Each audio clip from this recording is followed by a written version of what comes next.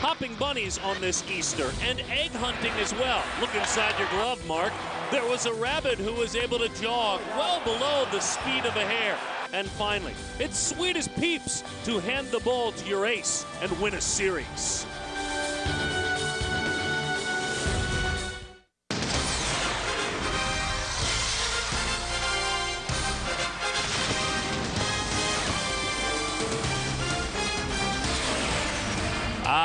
Just another Easter Sunday in paradise. Phoenix, Arizona. Opening week is presented by our good friends with Firestone. Let's wrap up this three-game series at Chase Field. It's the rivals, the Dodgers, and the Diamondbacks on Fox Sports Arizona. Happy Easter Sunday, one and all. On behalf of Mark Grace, my name is Darren Sutton. Welcome back to the ballpark. First order of business, we just found out, and it's retroactive to April 7th. Brandon Webb will go on the disabled list. He did play catch today. The shoulder did not respond the way he hoped it would. So, a guy like Dan Herron, not only important today to win a series, but important over the next couple of weeks until Webb comes back. Oh, without a doubt, Darren. Obviously, that's a big blow, Brandon Webb, but Dan Herron, 1A, if you will, he is now 1. He's going to be the guy that's going to lead this staff. And it's a big game today, Darren, because you don't want to play your first two series at home and come out of it 2-4. You need to win this series, not because it's the Dodgers, but just for yourselves. You need to win this series here at home. Dan Herron is also important to pitch deep into the game because, simply put, in the first week, the bullpen for the Diamondbacks has struggled mightily. Struggled mightily. That's a great way to put it. That's just the honest way it's been.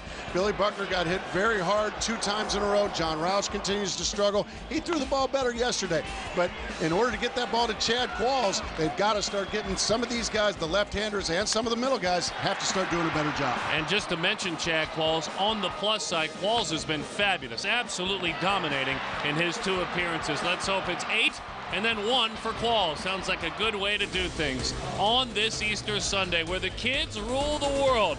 And you know what? If you're watching a ball game, we know there's a kid in you somewhere. Bring it out. We'll go down to the field with the youngsters right after this.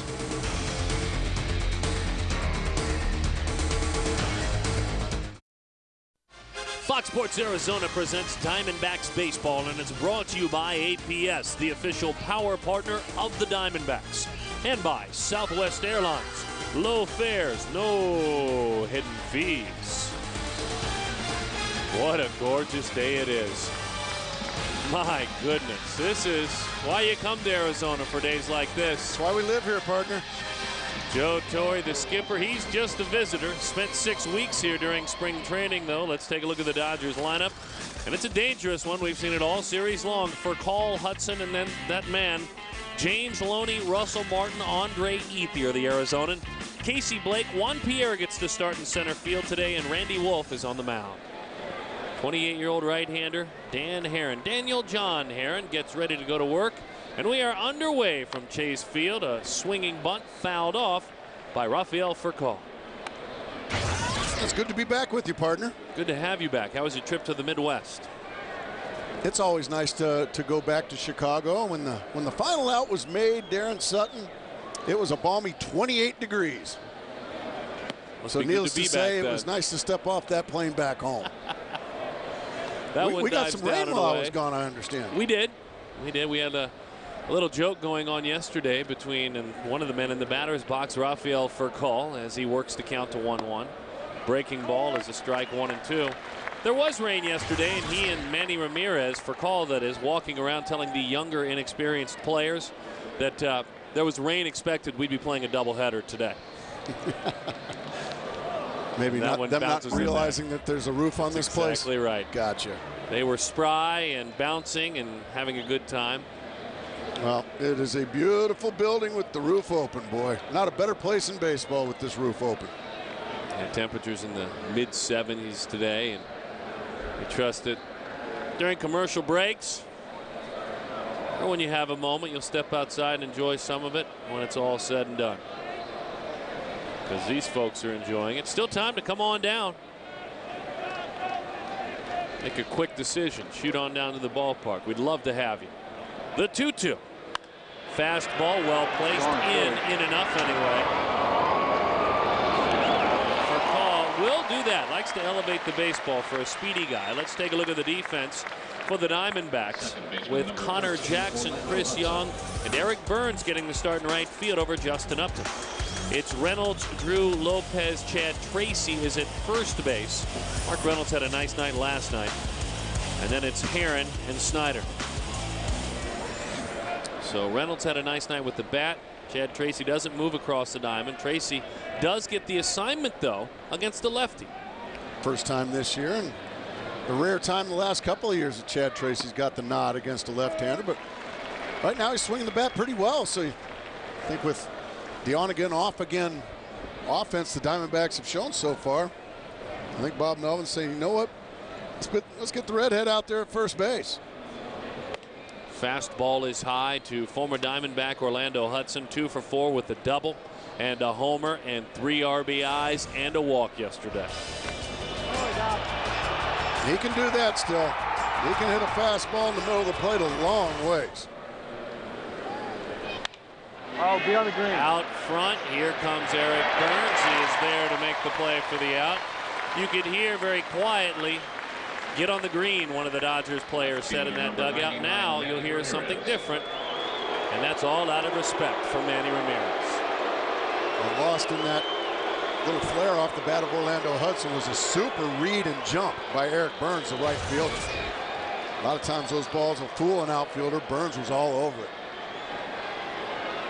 And here is Manny Ramirez. 5 for 19 to start the season. Good to see the Blue Man Group in attendance. All right. Love it when they throw the marshmallows. 0-1 the count to Manny. You ever seen Blue Man nice Group? career. I have not. Oh, you're missing out.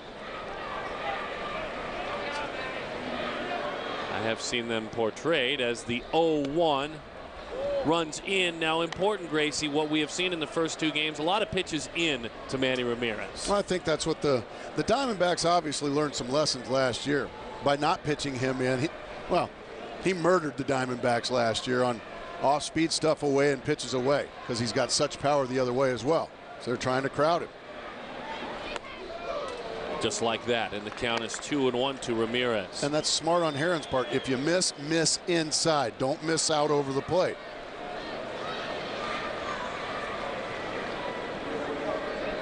Oh for 2 with a couple of walks, 2 runs scored yesterday. Both his walks scored. And that's just fine for Joe Torre. Hot shot right back where it came from. That was a cut fastball that got a lot of home plate. Walk us through it, please.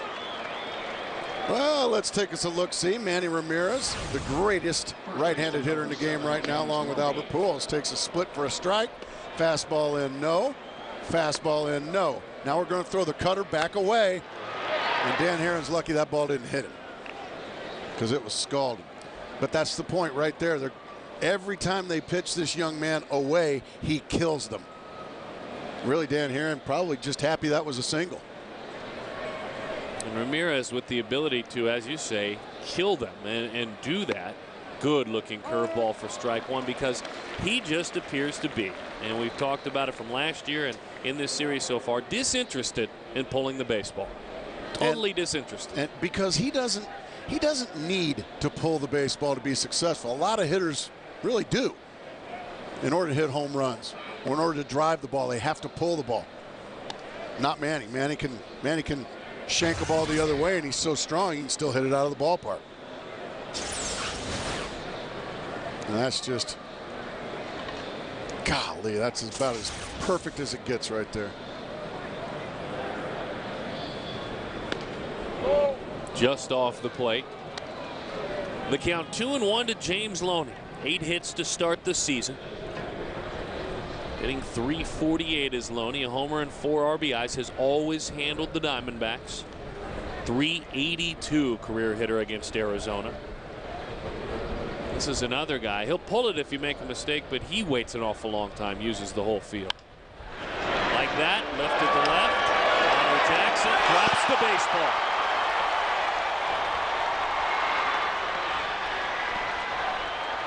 All the way to second goes Loney. To third goes Ramirez. Right out there in front of him, didn't reel it in. Hey, he just flat out clanks that one. That's just a big league clank right there. That has to go as an error on Connor Jackson. And yes, sir. Dan Herron will have to get the 4th out of the inning here. So a tough way to start so far. Now it's up to Dan Herron to pick his fallen teammate up. Make a couple of good pitches here and put a 0 on the board. And so it's Russell Martin in the right-handed batter's box, back of the box, with runners on 2nd and 3rd. Speaking of back, Herron is against the wall as that one sails in. Russell 3 for 20 to start the season. He has driven in 3. The on-base percentage of .261. He's walked 3 times. Remember, the Dodgers started the year in San Diego, split a 4-game set. Diamondbacks lost a 3-game series to Colorado. Nice curveball, 1-1. So far, Dan Herron thrown quite a few breaking balls, some good ones. That's almost just stealing a strike right there, Darren. Just throw a 1-0 breaking ball, just kind of up in the strike zone in the middle of the plate, and you get a lot of pitches taken in that situation for strike 1 because they're looking fastball.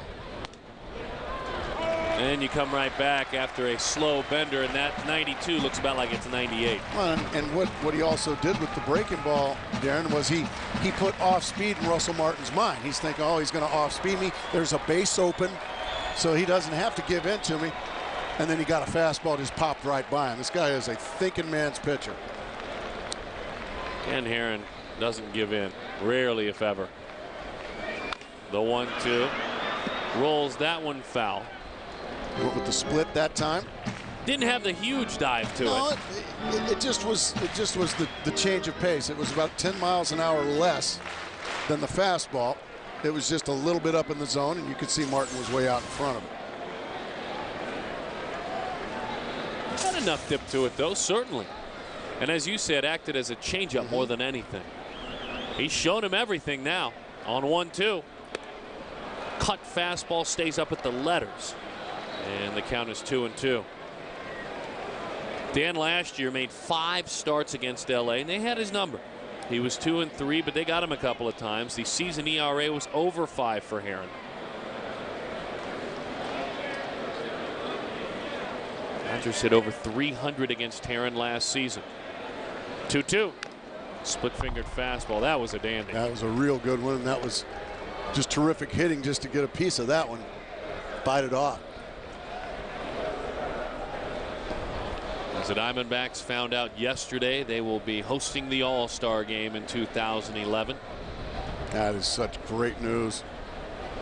Fans have got to be fired up about that. I know I am. I know you are. I was honored to hear the news and to see some of the dignitaries around yesterday. It was a great energy before the game. And I thought it was a class move as Herron continues to try to work himself back to the dugout, Gracie. Dan Herron's a 2-time All-Star. He pitched a couple of innings last year, started the game in 07. He came out, sat with the other All-Star, Brandon Webb, just to represent his team. Support the team in the city for the announcement. So, class move by Dan Herron yesterday. Now you expect nothing less from a young man like him. Not only a great pitcher, but an equally good person. Breaking ball on 3-2. And he also has ice water in his veins. That boy can pitch.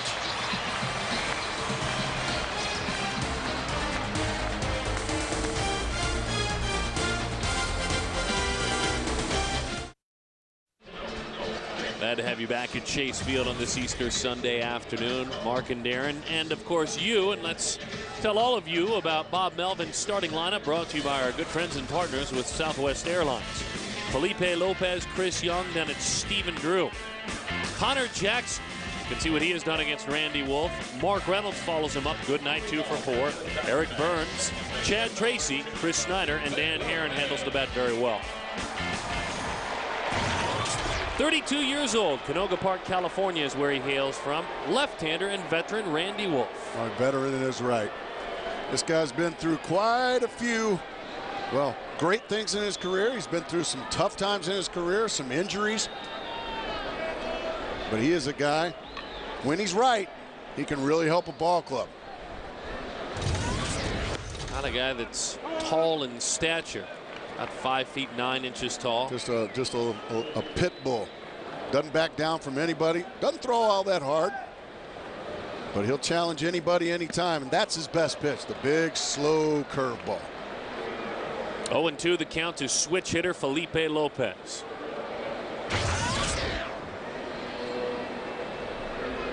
Lopez 3 for 13 from this side of the plate, 5 for 20 overall, and the breaking ball is rolled foul. Chip Hale, third base coach. Lorenzo Bundy, first base coach. Chip looks good wearing the hitting boots today, Mark Grace. Those high red socks. I've seen a few guys out there with the hitting boots today. Chris Young on deck's got the hitting boots. Low Bundy now, he's got the bell bottoms. To me, that's pitch 1A for him. The slow curveball's pitch 1A. He has never, ever been afraid to, and has really feasted on going up in the zone with that fastball. It's got good backspin on it. He does. It's a four-seam fastball. He likes to get those high fastballs chased, popped up, or even swung and missed. Oh, my. Wow, goodness. he's just going to take a walk and ball? let Larry Vanover, sorry about that, Larry Vanover know he thought it was a strike. Wow. And that's because it was. But Lopez will live to see another pitch at least.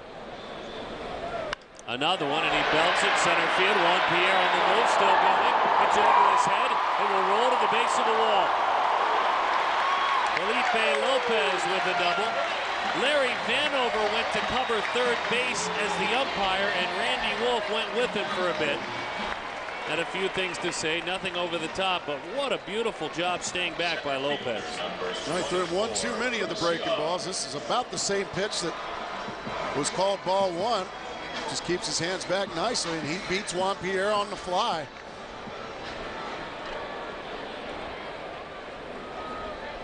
And Randy Wolf going to give a hairy eyeball to one Larry Vanover as he doesn't even bother to back up third. He was trying to find out where that man was. Here's Chris Young. Bunting to the right side. That's a thing of beauty. Wolf flips. Just got him. Well, he almost accomplished two things. He almost got himself a hit, but in the meantime, a beautiful sacrifice. Very well done there by Chris Young. Some small ball being played. I like it. He's trying for a base hit there. If he'd have gone just a fraction firmer, he could have nearly walked to first base. Nice play by Loney, keeping the foot on the bag.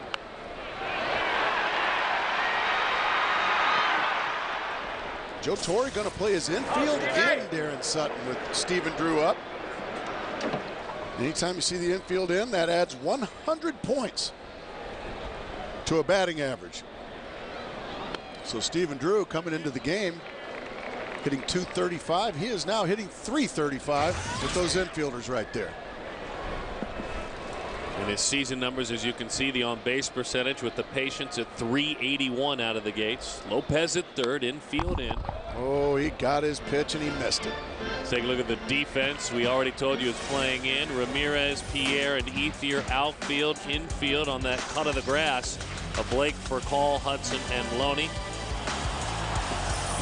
And Russell Martin, the battery mate for Randy Wolf.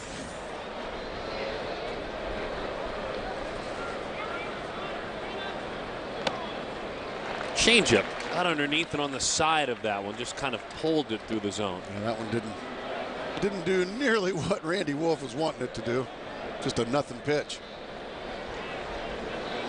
Saw the career numbers for Stephen Drew hanging in there against left-handed hitters, about 9 points lower against pitchers, I should say.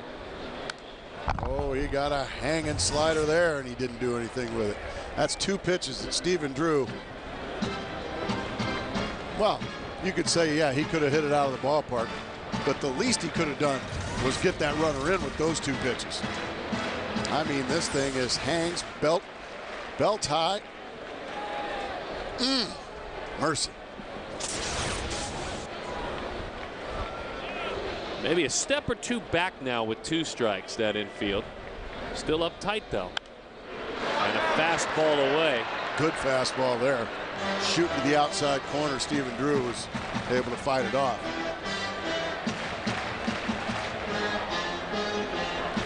keep that front shoulder closed. Correct, former left-handed hitter? Absolutely. You almost have to chew on that front shoulder to keep it in there against those lefties. And just make the ball be up.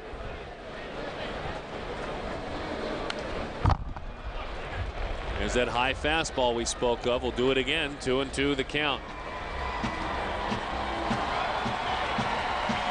Steven talked about, I'm sure you would concur, that if he goes too long without facing lefty, though it's much harder, he feels the need to get in there against one. I used to be the same way. Facing all right-handers, sometimes it would get me into bad habits. 2-2 the count. Boy, he's putting in a bat on him, isn't he? It's been hard away with 2 strikes now. That was hard in. I think he was trying to go away with that, Darren. He actually just kind of missed his spot and threw it in. Steven Drew had a good swing at that fastball. Drew this year 1 for 3 with runners in scoring position. The 8th pitch of this at bat about to be dealt. He's been underneath every pitch. Let's see if he can get on top of it here. Popped up. He doesn't throw well, Juan Pierre. Center field. Pierre uncorks it, doesn't throw well at all. The Diamondbacks lead it by a score of 1-0. Double, sac bunt, sac fly, 1-0.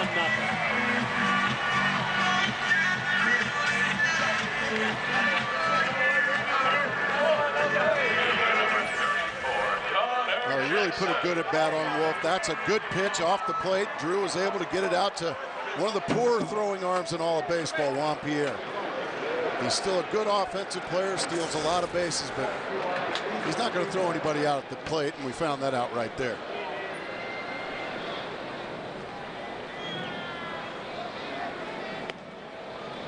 That elbow down, the curveball stays high. 1-0 the count to Connor. Connor 5 for 20 to start the year. On base percentage just a tick higher. He's drawn 1 walk as well. Fly ball center field. Pierre is there to put it away.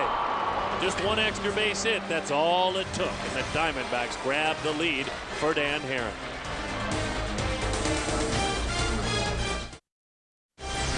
D-backs baseball on Fox Sports Arizona is brought to you by the top 3 Power Chevy dealers in the Valley. Power Arrowhead, Brown & Brown, and Power Chevy Superstition Springs, and by Triple Hops Brewed Miller Lite. Great taste, less filling. Do work, Dan, right on the money as we welcome you back to the ballpark. The Dodgers in town, wrapping up this series with the Diamondbacks. And when the Dodgers come to town, it's always our treat, in our honor as a couple of broadcasters, to step right next door and to shake the hand of a legend. And Vin Scully doesn't travel the other side of the Rocky Mountains, but he comes here to Phoenix. And it was a treat to get Easter Sunday wishes and to share them back with a good friend, no doubt about that.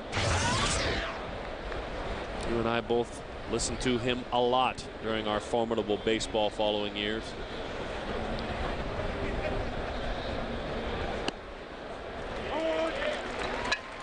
One and 2 the count. And other than you, Darren, that man has no peer. He has no peer. There's Mr. Scully, and there's the rest of us. And we're all glad to be the rest of us because he has showed us the way. Painting pictures, telling stories, mentioning family and friends and loved ones on the air. 60th season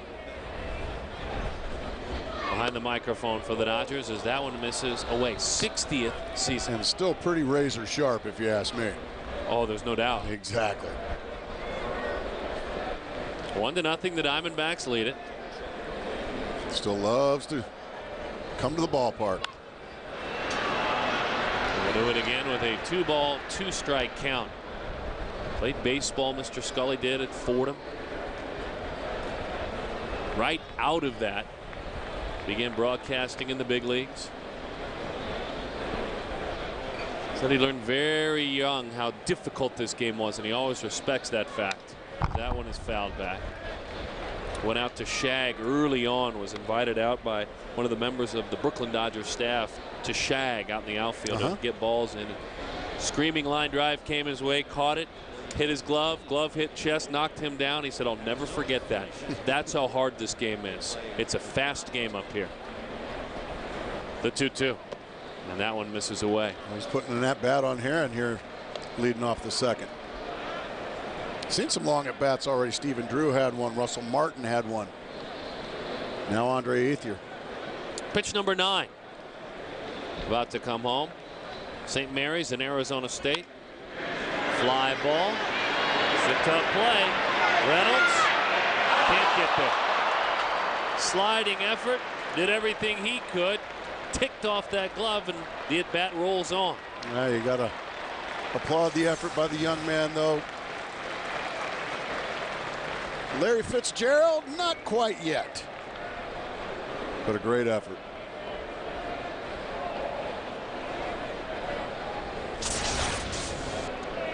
Putting himself back together again.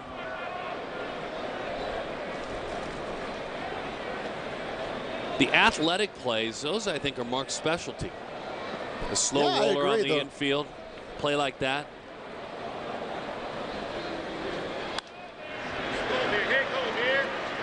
Hanging tough. Just reared back, went right down the middle with the fastball. I think Dan Herron's tired of looking at Andre Ethier. Here, one way or the other, put it in play. If you hit it out of the park, so be it, but I'm tired of throwing a bunch of pitches to you. Pitch number 11. It's low ball 4. Let's do this. Let's turn it over to the greatest voice in the game of baseball for a batter or two. Here is the legend, Vin Scully. With a walk to Ethier, and that'll bring up Casey Blake. Casey Blake going up against Dan Herron. He's had a lot of experience, and he is hitting .417 against Dan. So Casey Blake, who has 2 home runs, one in San Diego and one here. Throw to first, Ethier back on the bag. Throughout the first 2 games of the series, we were commenting on the fact that the first basemen were holding men on, and it was somewhat shocking to see as Ethier takes the lead and Casey Blake takes low ball 1. For instance, the other last night, Tony Clark hasn't stolen a base in 10 years, and they were holding him on. They hold Manny Ramirez on, and in 2 early games this year, pitchers threw over to first to try and pick him off and threw it away. Ethier, as he takes his lead, had a half a dozen stolen bases, so it makes a lot of sense to hold him on. So Casey Blake, out of Des Moines, Iowa, lives in Ionola. The Music Man. Remember, all I-O, Iowa. The 1-0 pitch on the way, and Casey swings right through it. And a 1-ball, 1-strike count. The great number that Casey Blake inherited, number 23, a number that will live long and with great distinction in Dodger history. And it's worn with grace right now in the Arizona dugout. Yep, Kirk Gibson and his memorable World Series home run. 1-1 the count to Casey Blake.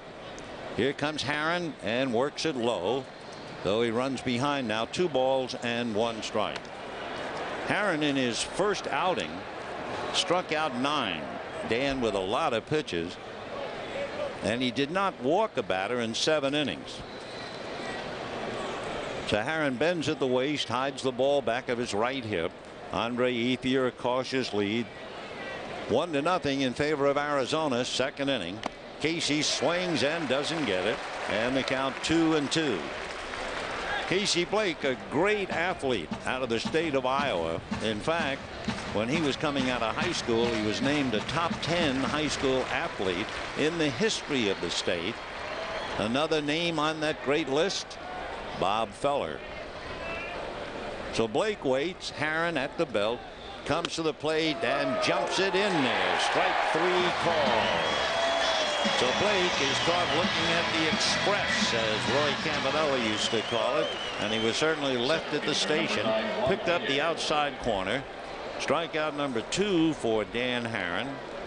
So for Herron. What an honor that was. Now, it needs to be pointed out, a lot of you folks know this. You've either visited Southern California or hail from there at some point during your lives, of our viewers.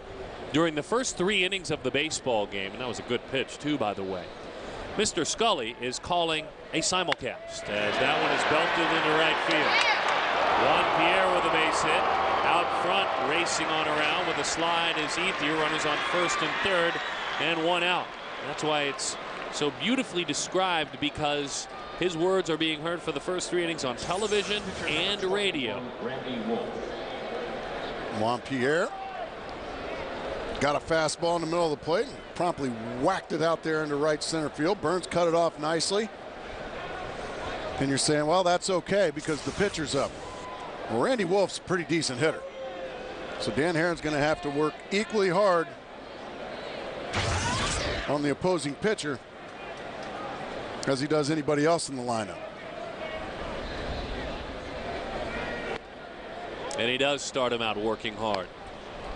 Dan Herron at 28 years old, Randy Wolf 4 years older. Both were great athletes where they could hit and pitch and play a position if needed at Pepperdine, where both attended college. It's a battle of waves right here. Runners on first and third.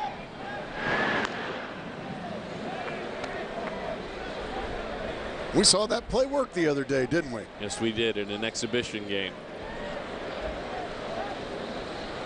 Worked to perfection, actually. And an old Warhorse catcher hung out to dry. And Corky Miller. Runner goes, and it's fouled off. Pierre was on his horse to second base. It was a straight steal. He never looked in. I know, and what he's thinking is, if I steal second base, the double play is no longer in order. So Juan Pierre off to the races. That's his game. Stealing bases. And you're right, he never looked in, Darren. He had a good jump, but it was fouled off. Pierre with a boatload of stolen bases, 429 in his career, leading all active players. He stays put. The count is 1-2. Good breaking ball there from Dan Herron. Way out in front of it was Randy Wolf.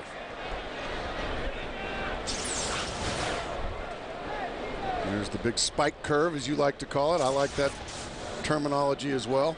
With the finger up, the knuckle up on the ball. He's used all of his pitches to this point. There are times when he will sit on the split-fingered fastball a little while longer. Hasn't had that luxury, not against this lineup. This is just a solid lineup, day in and day out. The Joe Torre runs. That's called low. The throw down, not in time. Stolen base.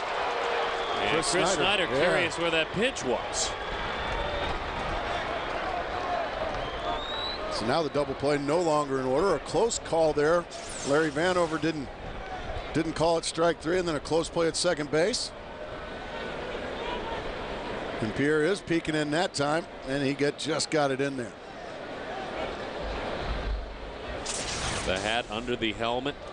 The helmet flies off. Infield now comes in about halfway in the middle. Knocked down by Herron. That is a double play. I'm not sure if he caught it or it caught him, but either way, it's a double play. Better to be lucky than good sometimes, isn't it?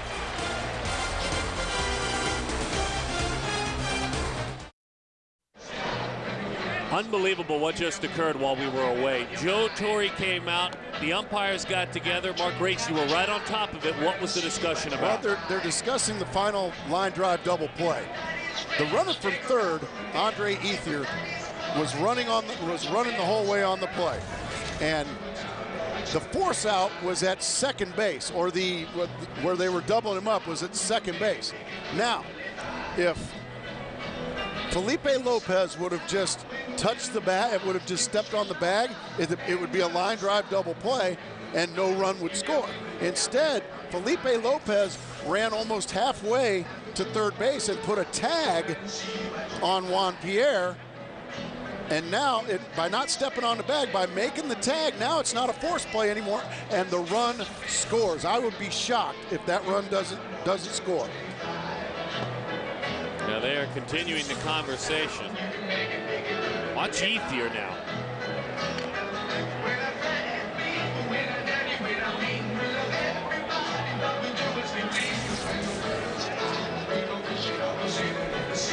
But Andre Ethier did not tag up there. So the run should not count, but they're obviously having some issues. Bob Melvin's not happy with something going on right now. Okay, there you see there. He's running on contact, and he ends up crossing the plate. Well, he crossed the plate. Now, all Felipe Lopez had to do was step on the bag, but instead he opted to tag Juan Pierre. And I think that's the discussion right now, is because he didn't step on the bag, he went to tag the runner. And Charlie Relaford, the crew chief, is trying to explain to Bob Melvin, for some reason, he thinks that run should score. But Andre Ethier has to tag up, correct? Exactly, and he didn't.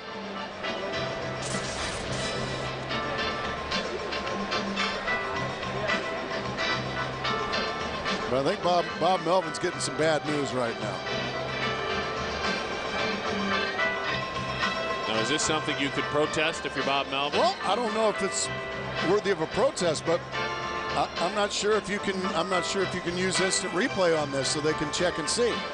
And it's just one of the many strange rules in baseball that you have that maybe you don't think about day in and day out.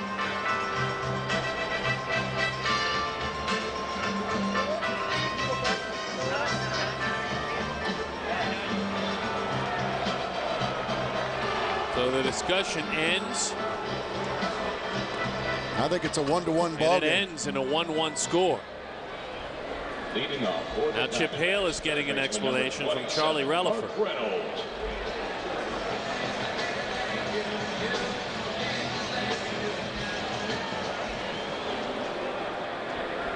Apparently he does not have to tag up.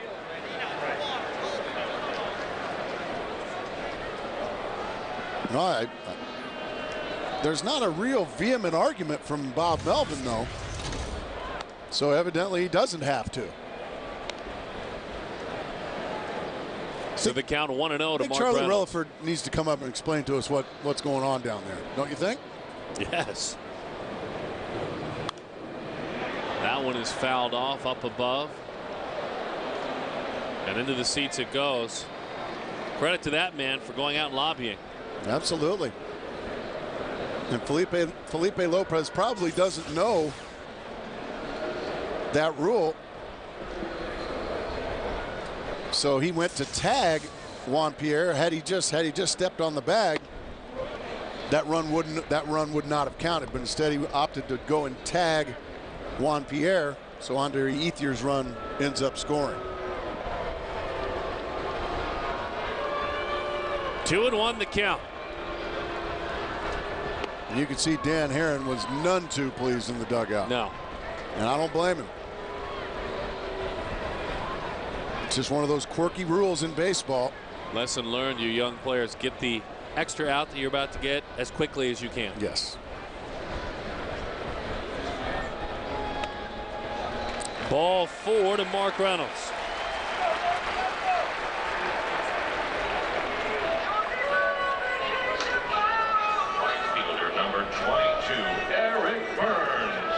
Tony Clark discussing with Felipe, with Justin Upton. You know, and I've been around this game a long time, Darren, and that's the first time I've ever seen anything like that. It's the first time I've seen that play and that ruling. And here's Eric Burns.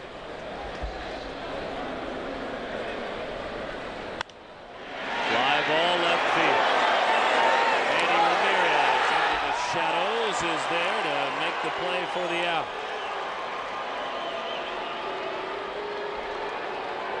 Ball hit in the air, caught in the air. Base runner doesn't have to tag up.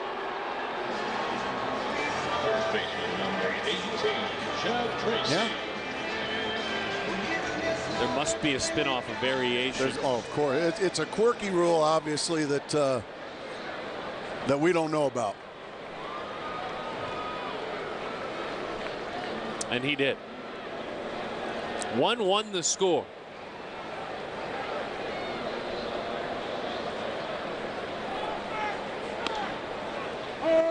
See, that's the pitch right there that Chad Tracy can hammer off left-handed pitchers. The fastball down middle of the plate. That is his pitch. 0-1 the count to Chad. 4 for 13 to start the year.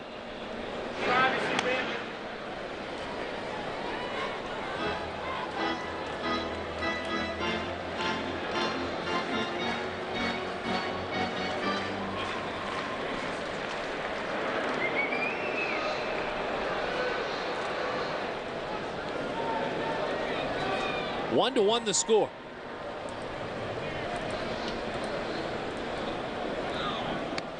Runner on the move. He swiped it. Mark Reynolds' first stolen base of the year. So he and Connor Jackson, the two most successful base stealers last year for the Diamondbacks, arguably, have stolen bases this year. He just goes on the first move, gets a good jump. Russell Martin makes a fine throw, but it's late. Mark Reynolds, for a big kid, he's got good speed. He just strides it out, and you see he gets the hand just ahead of the tag. Now an opportunity for Tracy with the runner in scoring position. By the way, we are diligently working on the full-blown explanation. And the variation of the rule, the sub-paragraph of the rule, the if and but part of it. I like the sub-paragraph there. That's kind of smart on your part. Out front a bit. And the runner moves up to third. Tracy is erased, though, on a ground out. Now it's decision time for Joe Torre, Randy Wolf. Do you pitch to Snyder with a base opener, or do you walk him and pitch to Dan Herron? Me personally, I'm taking my chances with the opposing pitcher. Wolf is credited with a run batted in as well, by the way, to the play going back to it as we continue to piece it together.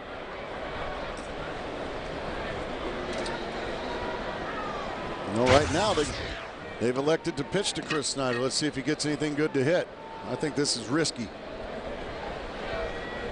Yeah, maybe this is a guy that can handle what we've talked about, the pitch around. Maybe this is a guy that is comfortable missing, delicately missing maybe outside throwing of the some zone. slow breaking balls or something like that. But I'm just going to make a pitcher beat me instead of a guy that just continues to improve. And see also what you do. You start bouncing breaking balls, you risk a wild pitch. So for me, I would just put the four fingers up. I know you're a believer in that as well. 1-0 the count. And a big job there, as you mentioned, blocking it up with that runner on third base.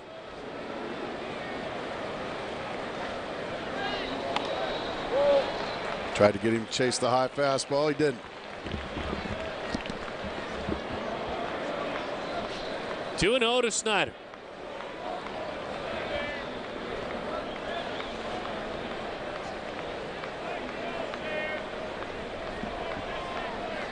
Aaron waits on deck. He stays high again. A spinning breaking ball. 3-0. Chris 2 for 10 to start the year. 3 walks already out of the gates, on base of 385. And now they'll put him on. There you go.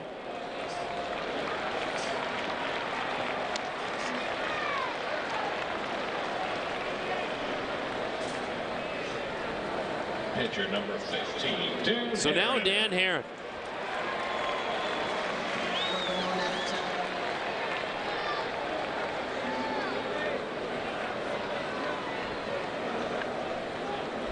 Very interesting with the base runner leaving early, not tagging up on that play. Right.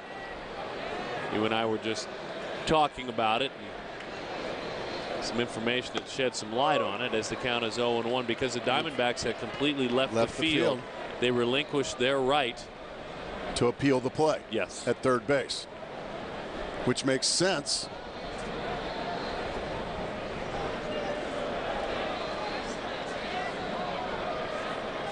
I think we need to get a rule book. Let's just find out what happens. That one's tapped to short. Bouncing ball and in time for the out. There it is again. The appeal too late.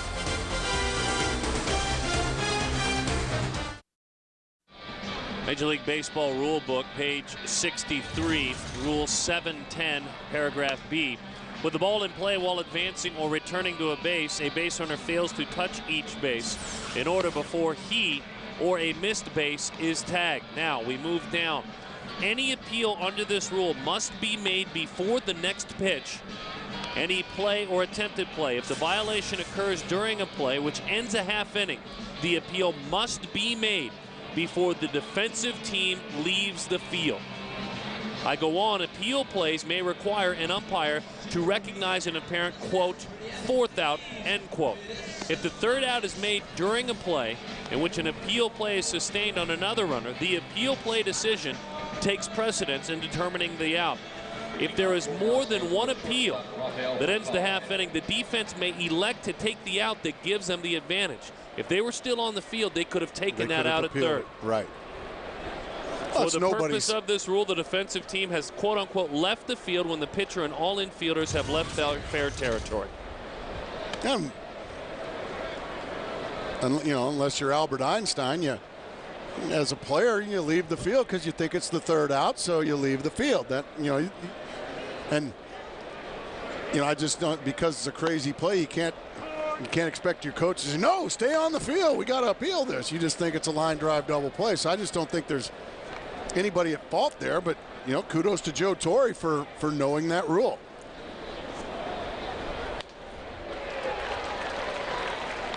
One and two the count to Rafael Furcal.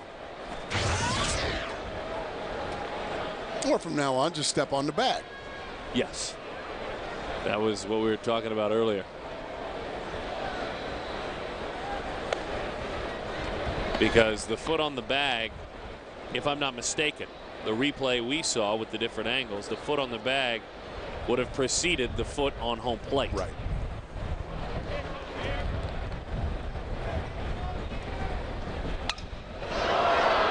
Broken bat. Maple bat. Maple. Kirk Gibson, by the way, I spoke with him about it. Maple bats, Mark Grace, a couple of days ago. He stands firmly next to you on your soapbox. Good. Good. Look out, Chad Tracy.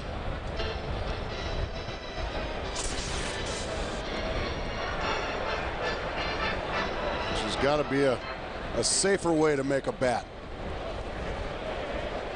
2-2 the count. So kids, on this family Sunday, even we're learning along with you. Yeah. Split fingered fastball is high. 3-2 the count.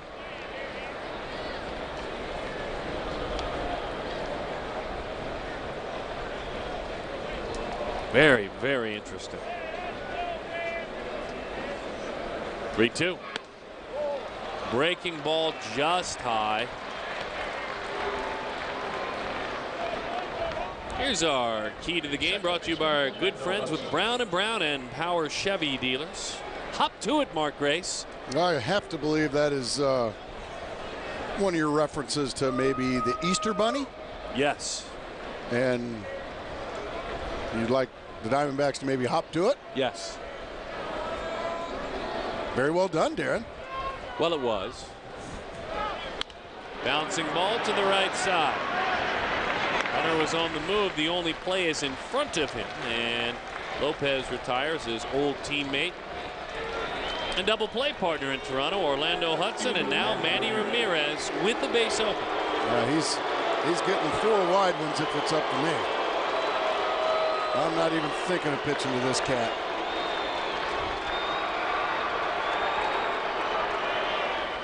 Manny singled in the first inning. Ramirez in his career against the Diamondbacks is now 26, make it 27 for 53, over 500. That's pretty good. He went right after him with a first pitch fastball. Manny was taken all the way. It's interesting. Snyder was splitting the outside part of the plate, way out on the corner, and that ball had tail on it that sent it right back down the middle.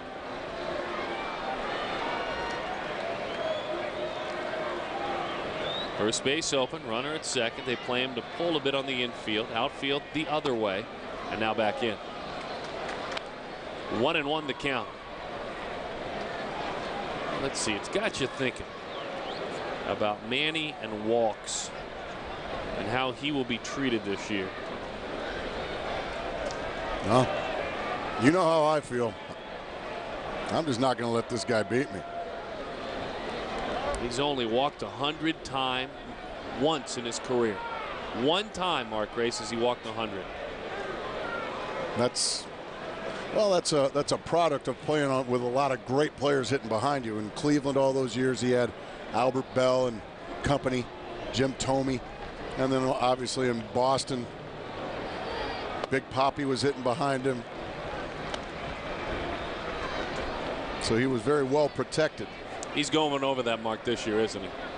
Well, all due respect to that young man, James Loney, he is a terrific hitter, but he's not quite Hall of Fame caliber like the other ones we were talking about.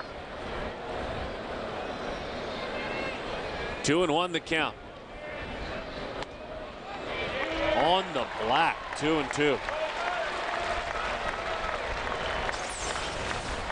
Snyder's sitting about 4 inches outside. The ball comes right back. Maybe got that outside corner, maybe a little wide.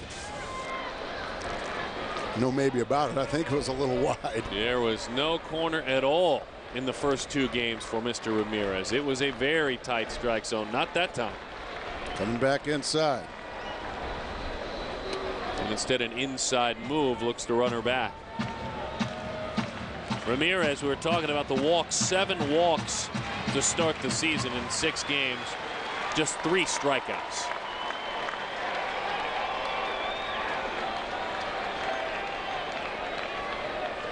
Let's see where Snyder goes.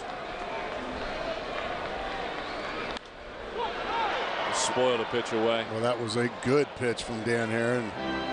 You can see the great hitters have the ability to almost foul a ball off on purpose, and you can see with the swing that Ramirez took, that's all he was trying to do, was foul that ball off. And then holler. Let's go, it came out of his mouth as he fouled that one off. Officially in battle mode as the 2-2 pitch comes home outside. And a lot of times we will talk about a hitter spitting on a pitch. That's kind of a baseball term. He legitimately did. He literally spit on that last pitch. Took a step, took a look to the outside. Patooey. 60 pitches for Herron. And that's an alarming number. No, it's too many.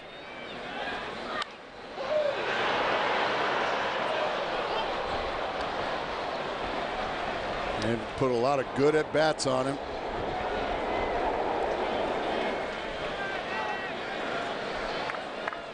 But if he's wanting to get deep into this game, that's not really the way to do it.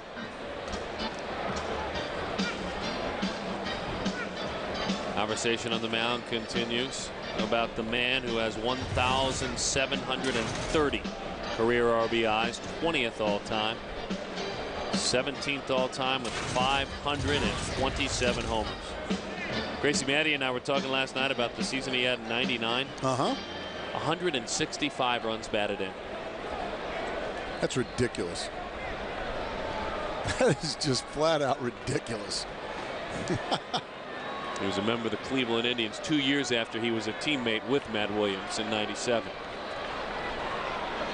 Now time is called again. Yeah, I think there's might be some shenanigans going around with possibly Snyder and Herron think that Rafael Furcal is given location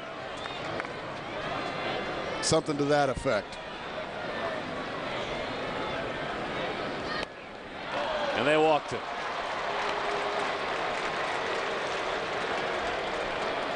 And so Manny has been on twice. He has now walked 8 times this year. He'll get to that 100. 5 or more pitches for Herron to 7 of 12 batters already. And that's when you need a double play ball, something fierce. Nothing better than getting 2 outs with 1 pitch. And Loney grounded into 25 of them last year, 3rd most in the National League. Hasn't done it yet this year. Curveball is called wide. 1-0 the count to James. The Dodgers travel home for their home opener tomorrow. 1 o'clock in LA against the Giants. The Diamondbacks play tomorrow night. Albert Pujols and the Cardinals come to town here at home. Look forward to seeing you out here at the ballpark. What a day Albert had yesterday. They have 6 or 7 RBIs. 7.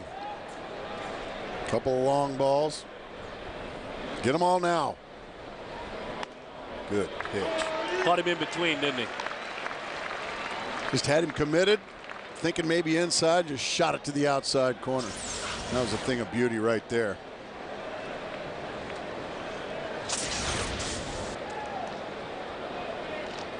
.64 pitches.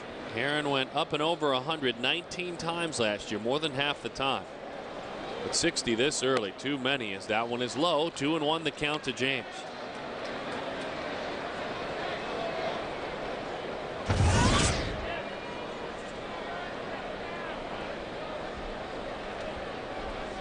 He rolled up 12 double play ground balls. It is a ground ball pitcher. When you look at the numbers, not predominantly though. That one is a laser beam to right field. Eric ends up playing it back. A run will score, and the Dodgers add another one. This one we can explain. It was a line drive and it was an RBI. That run is easy to explain. Just a rope on a hanging split finger. Burns got caught in between. He comes in to charge it, then he stops, lets it bounce, and he can't. With no momentum, there's no way he's going to get it into the infield quick enough. Still find yourself hoping for that double play. Loney drives in a run. He's got 5 RBIs. It's his 3rd hit of the year, close to 500 early on with runners in scoring position. Dodgers can roll some hitters at you, can't they? They just keep coming at you.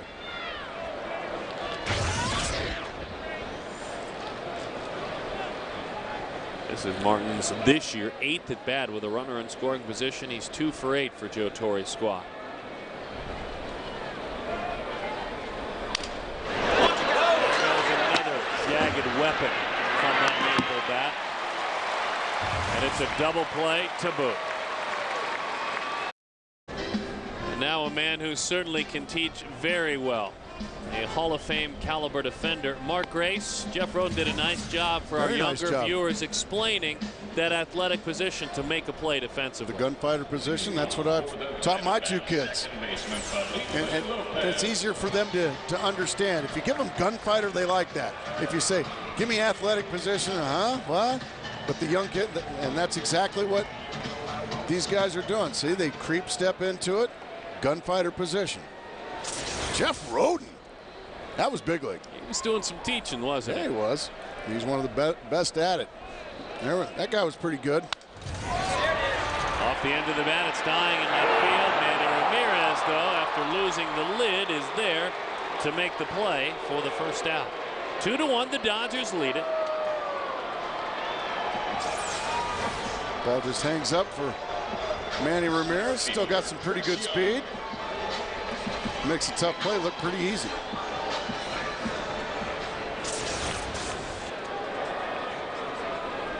Now, if I may, I would like to invite you to come do some teaching on D-back to basics, because I need to learn from you.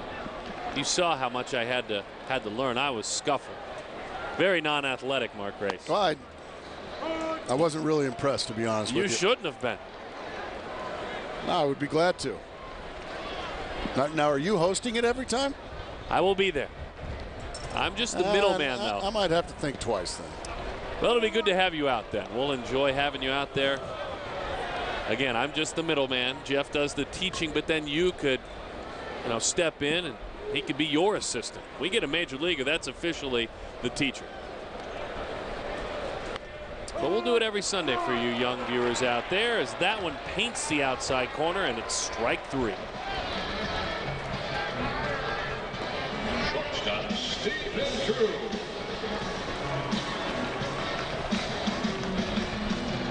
Want to remind everyone that anytime the D-backs score 6 runs or more, Taco Bell is giving away 3 free tacos with the purchase of a large drink between 4 and 6 the following day. Our good friends with Taco Bell, as that one runs away. I tell you, we had a chance to somehow, from a couple of nights ago when the Diamondbacks went up and over that mark, get some tacos today from Taco Bell. Well, that would be nice. As that one is lifted down the line. Chuck Engers, if I'm saying it right, Chuck E-N-G-E-R-S, the manager of Taco Bell number 5684 in Prescott, delivered to the booth a couple of bags of tacos from our good friends with Taco Bell. That was awfully thoughtful of him. Chuck was a good man. Thank you, Chuck.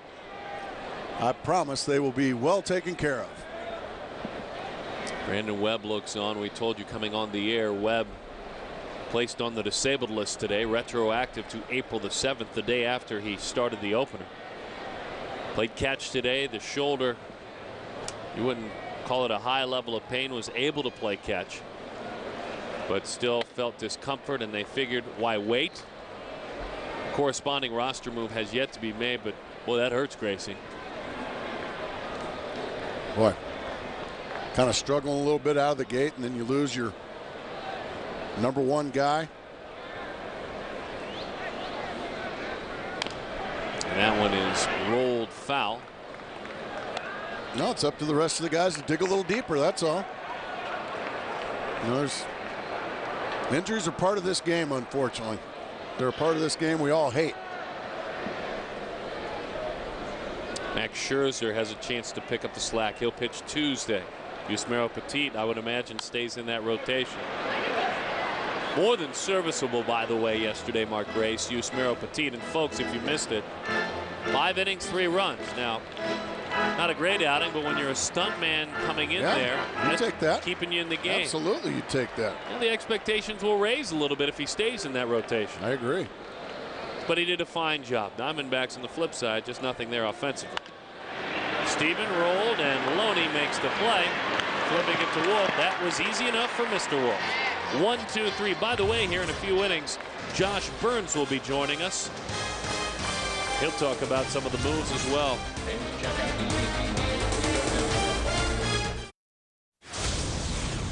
It could be fun. It could also be a little stressful, and it's a grind during the game. And you got 100 pitches out there, and every one of them matters. And it's hard when sometimes you're thinking about a couple pitches ahead, and maybe the pitch that you're throwing there isn't quite where you want it because you're a little ahead of yourself. So you got to focus in every pitch, and obviously you're thinking about what you want to do to a hitter later in the bat or next time around the lineup. Dan Herron talking about pitch by pitch, the chess match that goes on when you're starting in a Major League Baseball game. Ethier, a high fly ball on a breaking ball, and Andre is erased. He is a guy too, Gracie, and we have enjoyed covering him for a year plus now, that he does think the game through as well. We said it in the first inning. This is a thinking man's pitcher. He's a guy that, he doesn't have Max Scherzer stuff. His stuff is still very good, but he's not going to throw 100 miles an hour. And he's not going to throw a Doc Gooden type curveball or something like that. But what he does, he locates and he thinks. And that's why he's so successful. An example is he is a pitcher that we picked up on a little bit. He confirmed it to us. He'll throw a fastball in, and it's obvious as the day is long, the next pitch for most would be a breaking ball away. Right. He'll throw another fastball in, and then he may throw a third. Now, when I say in, I mean in trying to get a strike, but he'll double and triple up on the same pitch. Until he gets it right, until he gets that feel for it. And then the hitter really starts jumping around mentally. 24 pitches in the first and 22 in the second and the third, both. Just too many. And so far, I knock on wood for Danny, but so good in this inning.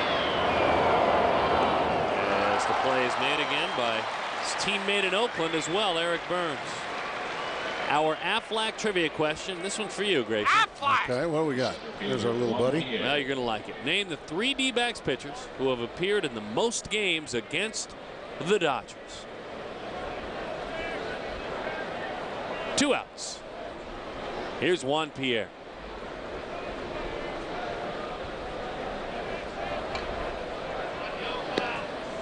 Want to know the count? This must have been your question. It wasn't my question.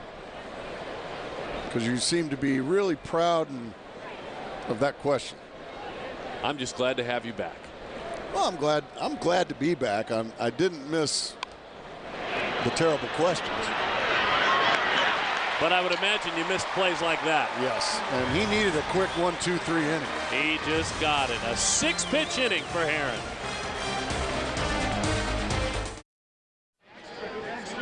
Good to be back with Baxter at the ballpark.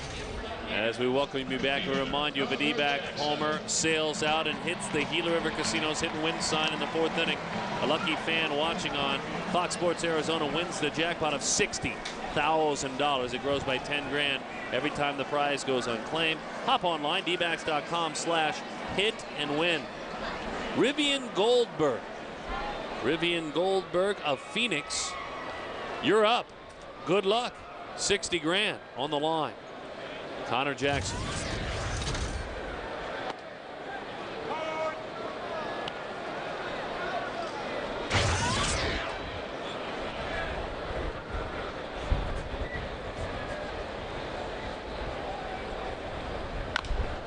Bouncing ball. And let's answer our Aflac trivia question. I'm thinking Brandon Lyons got to be one of them. Okay, what is it? Most appearances as a Diamondback or in their career? No, as a Diamondback. How about BK Kim? Or even Randy Johnson? Wow, look at that. Copy! Mike Koplov. He was always one of your favorites.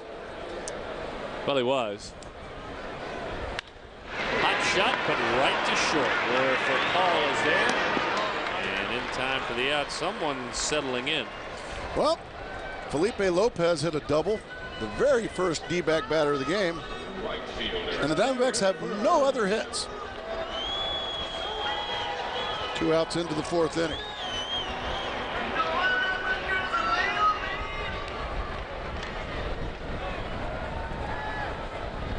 Don't forget, next half inning, Executive Vice President and General Manager Josh Burns will join us. We'll get the very latest on the plans for Brandon Webb and how they will monitor the situation and what they're thinking about doing with a roster change. Also look forward to hearing a couple of destinations as the rosters have been built and play begins in the minor leagues. For names like Daniel Schlereth, #1 pick overall last year. See where he fits in. 2-0 the count to Eric Burns. And I look forward to asking Josh if he's ever seen a play like that with a run scoring. Not many have, I would imagine. Popped up, right side. 1, 2, 3 for the 2nd consecutive inning. Eric didn't feel like playing there.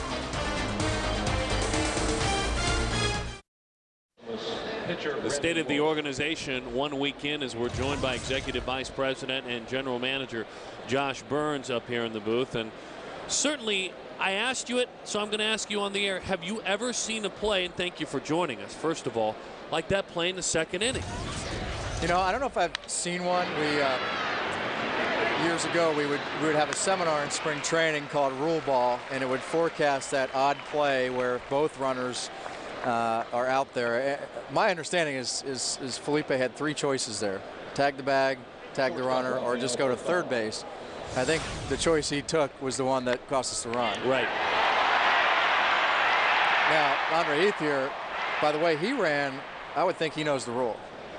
So it's not going to happen often, but it cost us today.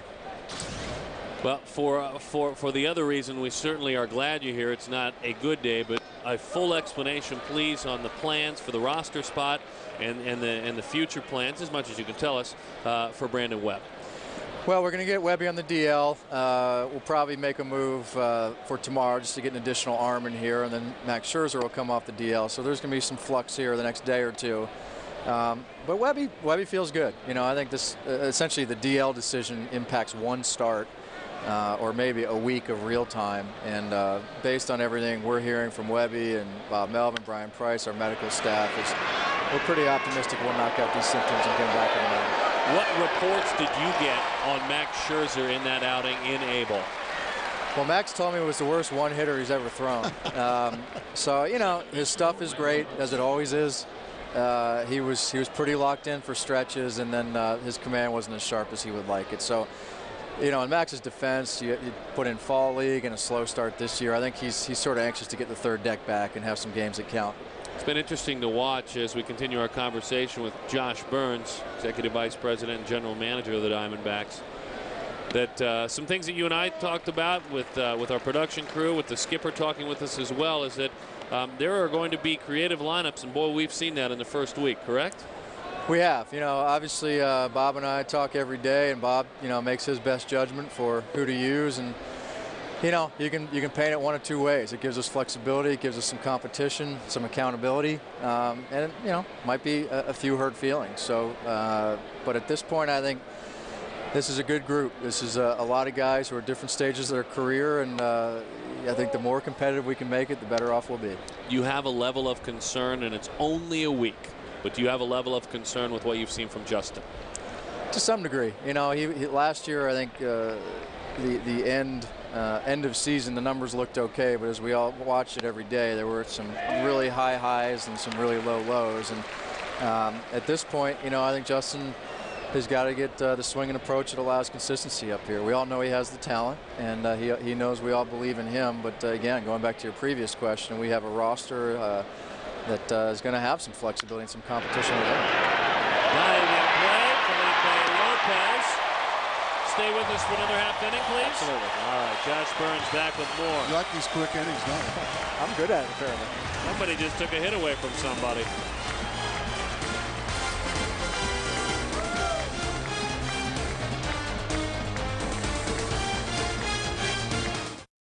Glad to have you back at the ballpark. Dodgers lead it by a score of 2-1. We'll continue with Josh Burns in just a moment. We remind you about our APS rooftop solar cam and encourage all of you on behalf of APS to install solar panels on top of your home. Make your life and your energy bill much more manageable. Orlando Hudson is there to make the play for the out.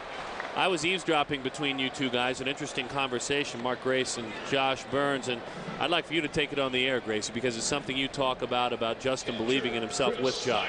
Oh, I think, and I don't think it's any surprise, Justin's he's always been the best player everywhere he's been since he was 12 years old, probably. And I think at times last year, you know, there was big valleys as well as the good things, and I just think a lot of times, well, a youngster, and we forget he's still 21 years old. I think a youngster, sometimes they'll tend to forget just how good they are when things aren't going well, and I think Justin falls into that trap once in a while. I think sometimes he forgets just how doggone good he really is, and you know, that's something no hitting coach can help him with. That's something no manager or general manager or either of us, Darren. That's just something he's going to have to get over himself. And how do you help remedy that, Josh? Well, I think Gracie can attest. You know, you got to have a short memory in this game, and there's a lot of failure no matter how good you are. And I think there's a lot of things. It's reminding him of that, challenging him to keep getting better and better. I think a lot of our success in '07 was a young hitter, whether his name was Upton or someone else, right, struggling, but impacting the game defensively and on the bases, finding a way to contribute every day. And again, like I said, I just think, you know, we can make it simple that it's not easy. We need to compete. We need to figure out a way to compete and beat the opponent that day. And that's the simplest message we can give. And when you're that talented and you're just competing, I think more good things will happen than bad. The bullpen struggled a bit in the first week, so I ask you, with earnest, how close is Tom Gordon? He's very close. You know, with his career, he threw the simulated game the other day. Threw very well. Feels great. I think he's going to add a lot to our team, both in terms of performance and attitude. And you know, we'll get him out there probably another simulated game, and then a couple of minor league outings. And again, much like Webby, I would anticipate sometime this month we'll see him. Okay, that'd be great as part of our group. And you have to be excited because, can you share with us your level of concern with the bullpen? Well, you know, it hasn't gotten up to a great start. The one close game we had, we locked it down. That was great. Right. Yeah, Chad's looked great. You know, Chad's looked great. Scott Schoenweiss the other night got some big outs against left-handed hitters. John Roush, I think, is throwing the ball better, and the results hopefully will catch up with how he's throwing the ball. But getting Tom Gordon in there will help us a great deal, and then getting our starters in rhythm. You know, losing Brandon Webb affects our bullpen. So not a great start, a choppy start for a lot of teams, a lot of individuals around baseball. But again, we just, I think, need to get healthy and embrace the challenges and compete and find a way to win some games. As I look, one of your old organizations, Cleveland, finally found a way to win. They've been running their bullpen out there all the time, haven't they? They have. I mean, it's the first week of the season. We've got Webby and Kuroda on the DL. We've got Cliff Lee and Lincecum struggling, and these guys are too good and have too much track record. So we'll roll it in the second week and hope we play a little bit better. 2-2 the count to Chris Snyder as we continue with Josh Burns. Breaking ball is high, 3-2. How difficult of a decision, and as you got down to it, between Ryan Roberts and James Skelton was it at the end of spring training? And how fortunate are you that Skelton remained with the organization in a trade? Ryan Roberts really did everything he could do to win a job, including putting the gear on, and his just willingness to play any position. And he swung the bat well, and you know, he does have more experience. So one of our big issues is we started to believe that Ryan Roberts would fit the roster better. Was our sincere interest in trying to retain Skelton. Fortunately, we worked out a deal. He's off to a great start in Double-A. So we sort of got the best of both worlds on that one. But Ryan Roberts, to give him credit, to be the last guy in a National League roster and understand all that goes with it, he accepted that challenge and he made it happen. Dan Herron, fly ball, long run. Andre Ethier, and he runs out of room. Where's Jared Parker to start the year? He threw in Visalia last night. He had 4 dominant innings. You know, unlike last year, I think last year was a little bit of fastball changeup at the outset, keep on building arm strength and command. Now it's a little bit more using all 4, and he embarrassed some hitters last night. So he's a good one, and since we really kind of let him use all 4 pitches towards the end of last year, his performance has really picked up. A lot more punch outs and a lot of weapons to get a hitter out. That was the first time that I spent an extended time down close to the leaders of the team, Gracie, was when the one inning that Parker threw in a big league game. And I know you like what you saw in Jared as well. Oh, man, how can you not? I mean, you hate to heap too much praise on him because it's unfair to make comparisons to Tim Lincecum and to guys like that. But I mean, the sky's the limit for that kid. It's and he's one of those guys that, I say this a lot, it makes me very glad I'm retired. That one just missed away. Where is Daniel Schlereth to start the year? Daniel Schlereth started in Double-A, and he's already picked up a save, and that's a good group down there. Gerardo Parra's off to a fantastic start. You know, 6 walks, no strikeouts, hit a homer yesterday. So some of our guys are getting off to nice starts down there. Thank you, my friend, for stopping by, giving us a bit of a state of the Arizona Diamondbacks. Thanks for having me. Thanks, Josh. Executive VP and General Manager Josh Burns. More from Chase after this. Some challenging news here for Dan Herron. You heard the reaction from Manny Ramirez as that one is chopped foul. Danny pulled things together in innings 1, 2, and 3, 68 pitches. In innings 4 and 5, 15 combined.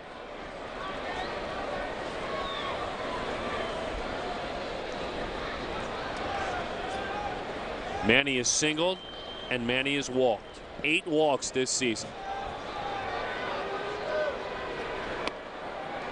Split-fingered fastball, and the count is 0-2.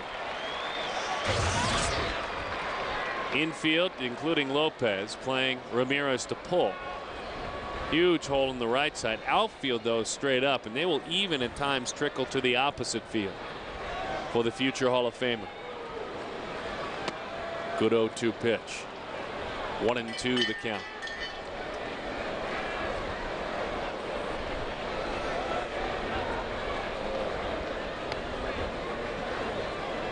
Grips that split-fingered fastball and then adjusts if need be.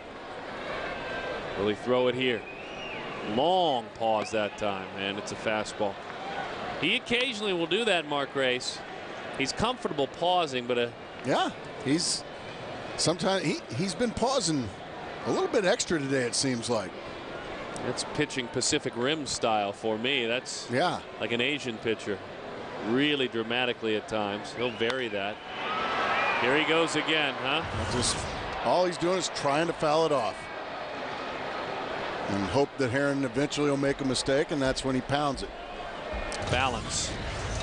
I tell you, it's interesting with the pitcher and the hitter, and I know it's a kid's day, so both these guys, you can learn whichever your preference is about balance, and it's to their success.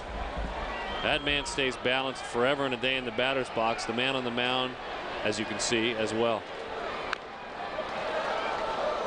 Good breaking ball there, and he fought that one off as well.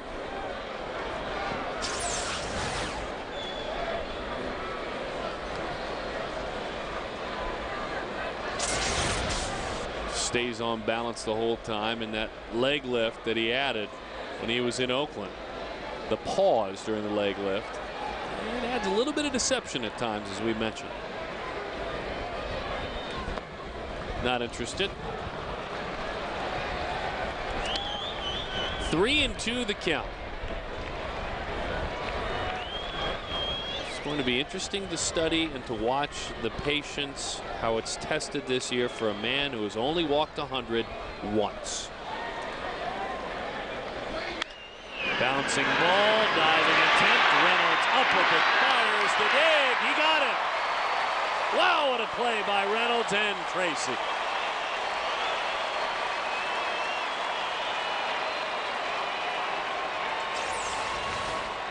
Well, the range and the full extension dive to the left, a quick scramble to the feet, and a good pickup over there by Chad Tracy. Dan Herron appreciates that. And so does Mark Reynolds. Good pictures, guys. Reynolds pointing across the diamond as well. Here's James Loney. Well, I tell you, tip of the cap to the way that Herron has rebuilt this game for himself. Well, he's been terrific. He gave up a fluke run, a rule book run, I guess you could say, and then a more conventional run the very next inning. But since then, he has been absolutely lights out. Just off the plate, 1-1. Baseball's a funny game. You look up at the scoreboard and you see you've been out hit by just 2. You've been outscored by just 1. You know you're in it, and they are. But sometimes you feel like you're further down. On the corner. Now, when you got a guy like this, number 15 on the mound, you're always in it. Just waiting for the offense to perk up. Right now, they've been stymied by Randy Wolf. The 1-2. Line drive. He picked on a breaking ball. Herron furious with himself as Eric shoots it on back in.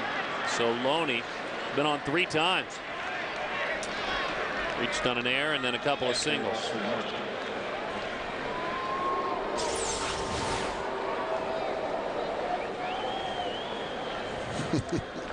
That's a great shot right there. Now, as an old hitter, Darren, I still get some enjoyment out of seeing pitchers get upset like that at a hit. Like Ted Lilly in the playoffs in 07. The best snap ever. That cut fastball snaps outside. 1-0 the count. That was the Tanner Boyle style, correct? Bam! With the glove. Right to the ground. The 1-0. Right down the middle. Hey, don't forget, by the way, get 10 tickets in any combination of games and seats for just $120. Plus, get a $10 gift card to shop at Fry's Food and Drug Stores. Call 602-462-4600 or visit dbacks.com. Any combination. 1 ticket to 10 games, 2 tickets to 5 games. Gotta love it. Didn't mean to. That was a fair ball. And they get Martin only as Loney was off to the races. Taken out with a half swing anytime. 2 outs, runner at second.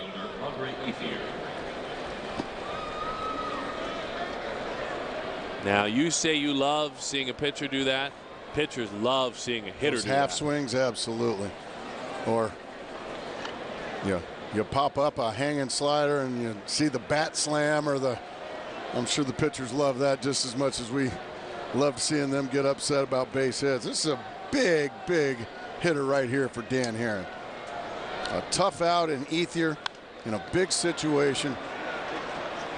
With the struggles the Diamondbacks have had offensively here today, boy, you just hate to give up anything else. And Ethier in this game walked, flied to right field in the 4th inning. And scored on that funky run to end the 2nd inning. Pops it up. Connor Jackson is there. Dan Herron, economical. Just at 100. He's pulled it right back together. Now they've got to get him some runs. Taking a ride out to the pool. Our ride now, Power Sports Pool Cam. Want to thank them for their partnership this season. Always a place to be, especially on a sunny day like today. Head on out to the Ride Now pool. Gracie, it's time to take a ride now to the scoreboard and put some runs on there for the Diamondbacks. And this is the inning to do it. You got the top of the order. You got 12 outs left to get to Randy Wolf and company. Stepping in is Felipe Lopez. He has the only hit for the Diamondbacks here this afternoon. That came in the 1st inning to lead off the ball game. He came around and scored after doubling.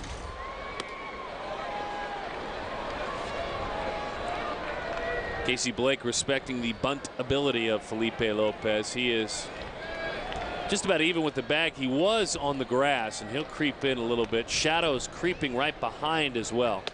As that one is high, 2-0 the count. On behalf of Jody and Mark and I, a happy Easter, one and all, a happy holiday weekend. Just you're enjoying time with family and friends and loved ones. As that one paints the corner, 2-1.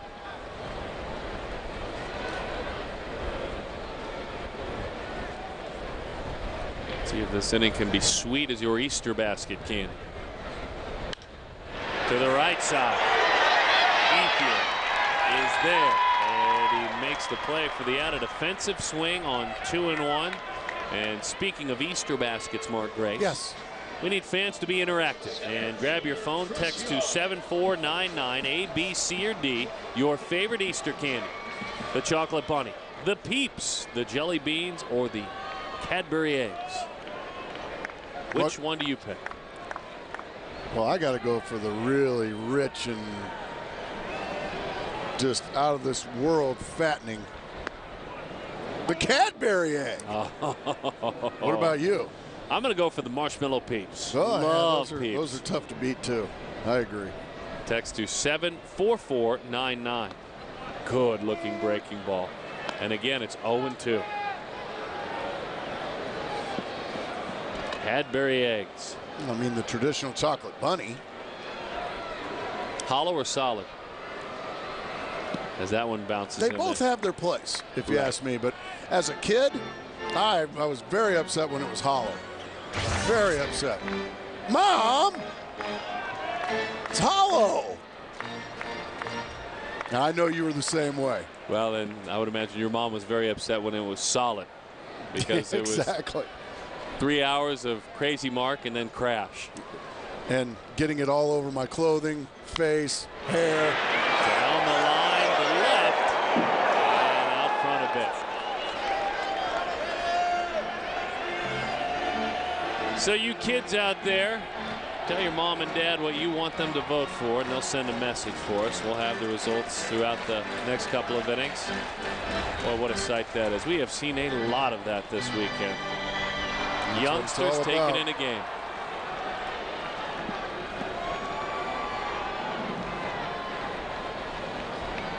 D-backs and Angels family there.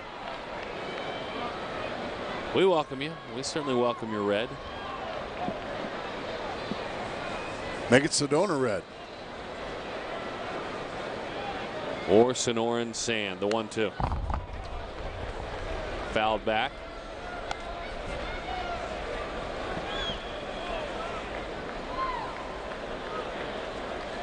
Guys look good in their black jerseys. Saturday blacks last night, Gracie. Those are your favorites. Those are my faves. They usually win in the Saturday blacks. They didn't last night. No. Was it hook down the line foul? Was that Matt's fault? Absolutely. Well, the interesting thing about that curveball, and I don't remember being this slow, 64 to 68 miles an hour. The fastball 88 to 92. Yeah, he's got a very slower than slow breaking ball. Change up there. That's 12 in a row now. Sat down.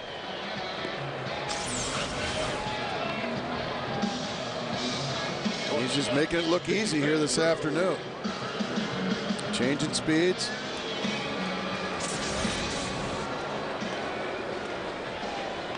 Here's Stephen Drew.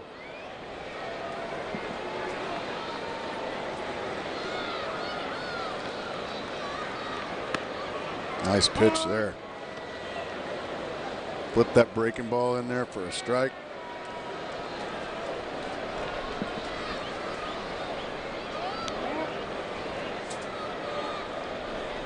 Wolf last year had lefties with far better offensive numbers against him than righties, interestingly enough. My goodness. What are you going to do there?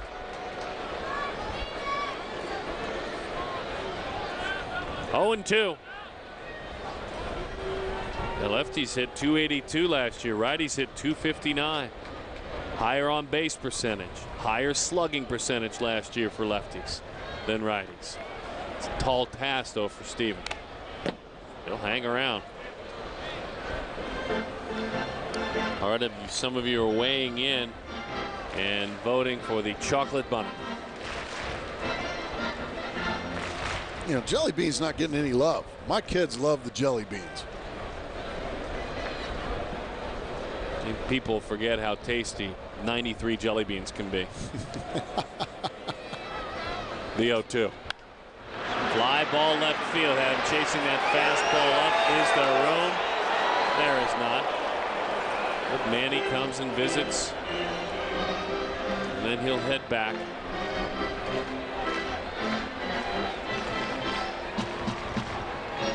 Watching him hit in the cage yesterday, Gracie, the door was open in that Dodgers visiting clubhouse. Not only was I, but it seemed like half of his teammates as well. Just watching. Watching, and so meticulous in the way he hit off a tee. He was hitting off a tee.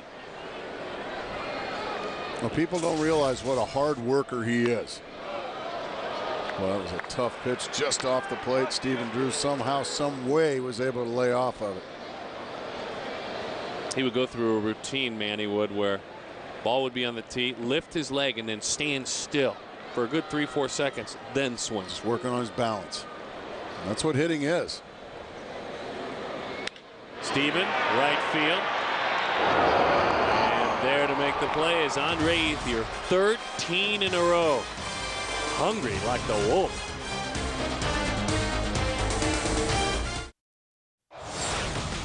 Our Chaz Roberts cool play. Well, Andre Ethier and Joe Torre were both very cool on this play. Joe Torre came out, bought himself a run. Felipe Lopez by not immediately stepping on the bag. Ethier streaking home, opted to get the out in front of him. The other run scored, and you cannot appeal once you have left the field. That's Rule 710 if you read down below paragraph D. I'm glad we got the rule book up here. Very perplexing. Would you say you knew that rule? No. Well, no. Exactly. I didn't either. I mean, some pieces of it, snip a few things around it, sure. I mean, as Juan Gutierrez takes over. Because we were baffled at the fact that the run scored, but he didn't tag up. But yet, the men in blue, most of the time they get it right. Bouncing ball, Gutierrez taking over the throw. Nearly pulls Tracy off the bag, and a nice job. Juan pitching yesterday having a very tough day. He won an inning, gave up 4 hits, 3 runs, all earned. Now, different story 4 days before, Gracie. We really liked what we saw. So did his skipper. An inning and a third, and it was flawless. Yeah, electric stuff. Here's that roll pitching out of the bullpen as Pierre digs in, outfield comes in, and Reynolds on the grass at third for Juan Pierre. Maddie and I talked about it. You and I, people probably get tired of us talking about it. It's 2-1 you're down. It's 3-1 you're down. This guy is so important coming out of the bullpen. Without a doubt, you're saving the team right here if you can find a way to put up a goose egg, and that's a pretty good start. 2 quick outs. Want to remind you also, take your clients out to the ballpark this month, especially during the April weekday games. D-backs are offering $500 discounts on all suite rentals this month. Include free use of Chase Field meeting space. Suite also includes a complete food and beverage package. Take advantage of the discount today, 602-462-4600, or visit dbacks.com. Strike one. Well, Gutierrez is just a strike machine right now.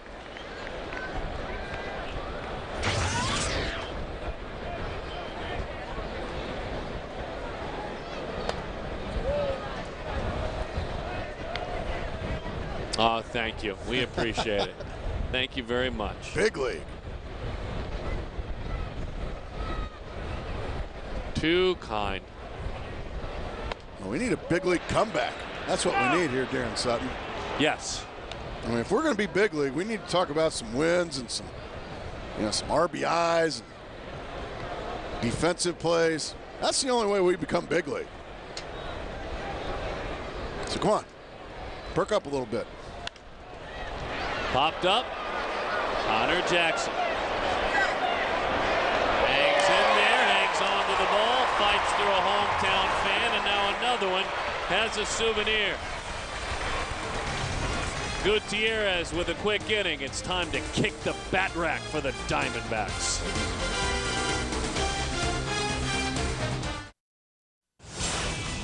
Glad to have you back at the ballpark. Let us summarize what we have seen to this point. Tell you what, a lot of pitches not seen from the left arm of that man. Randy Wolf has been fabulous. He did leave one breaking ball out over the plate in the first. A little bit of little ball. It was a sac fly. It was an RBI.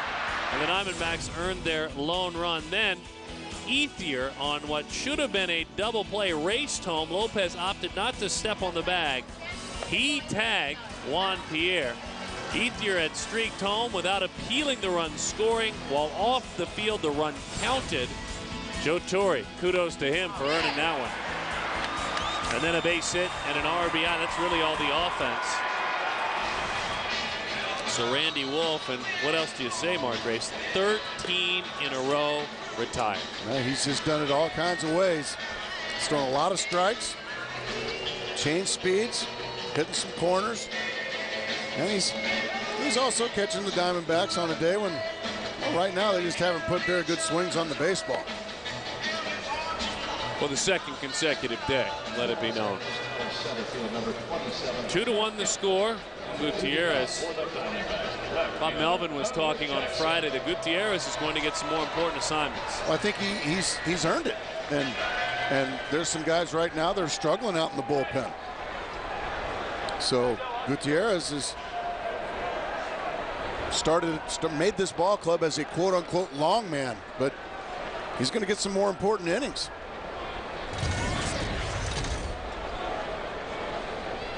With the shadows creeping in, here we go to the bottom of the 7th inning after everybody stood up, stretched them out.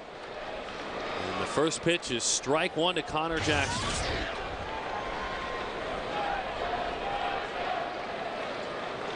That one is fouled off.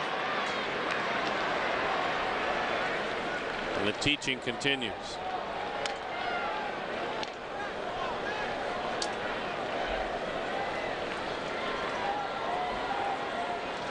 Wolf's first start of the year against San Diego, 5 1/3, 4 runs allowed, and he lost that game. The fastball buried in. The new center fielder makes the play. That's Matt Kemp. And Kemp hauls that one in. He's in that 8th slot. Here's Mark Reynolds. Walked, stole a base. Grounded out to short. But he's had the best swings of anybody against Randy Wolf today. He's taken the pitches for a walk and then hit a bullet to the shortstop. Hit some nice passes at the baseball last night too. Jonathan Broxton at bat late in the game. Broxton getting in some work, and a rocket shot into the corner, a triple to the right side.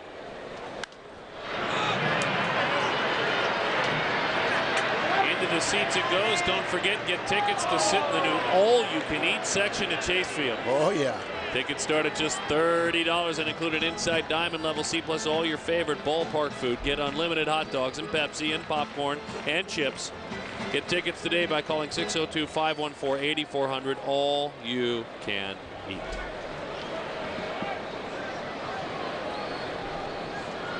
The 1-1.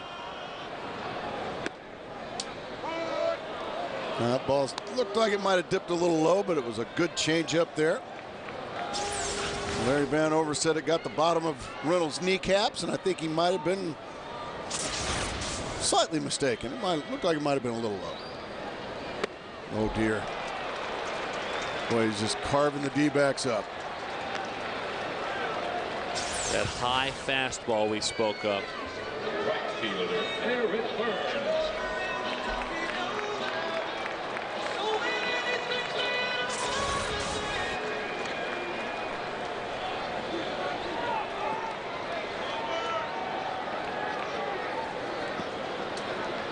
Eric Burns is 0 for 2.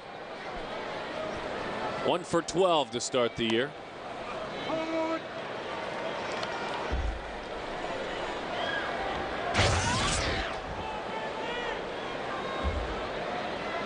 Diamondbacks just looking for some kind of spark, somebody to do something. Breaking ball, bouncing ball, gobbled up by Blake, and he throws in time for the out. The domination continues as Randy Wolf is sticking it to the Diamondbacks.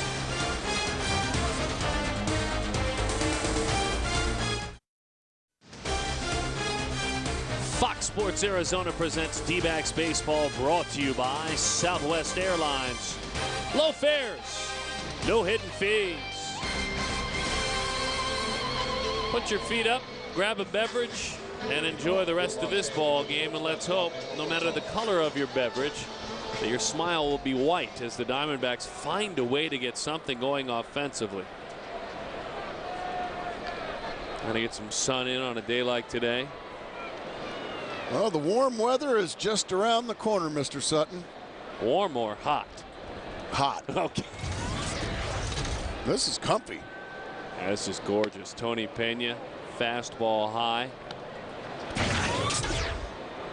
Pena, a concerted effort this spring. Keep that slider down, not to overthrow. Downhill, as he kept telling me. Like that. Chris Young, and you love when Furk Hall hits the ball in the air. 3 times he made out with a ball in the air in this game. Keep him off base, you enhance your chances to put up a 0. Orlando Hudson going to step in. He's made 3 quick outs this afternoon after hurting his old mates last night. A little long ball.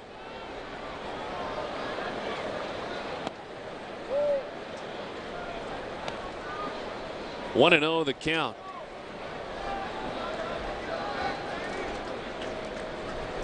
Hanging slider there. The chatty and friendly Orlando Hudson. And in time for the out. Hudson looks solid over there today, hadn't he? I'm sorry. I was about to say the same thing. He's looked very solid, and you could sense last night with a play like that, with an at bat like last night, Gracie, that confidence building for Reynolds. Absolutely, you hope so. You know, it was Reynolds. Seems like the fans are saying Stephen Drew. Oh no, they're not booing Stephen Drew or saying Stephen Drew. Oh. They're booing Manny Ramirez. Oh, okay. No, Well, I remember last year, you know, I thought they were booing and they were actually saying Drew, so that's what. Okay, I just have to. I thought Stephen Drew might have done something special. No, it's Manny Manram. That's exactly right. But that was boo. Straight boo. Okay.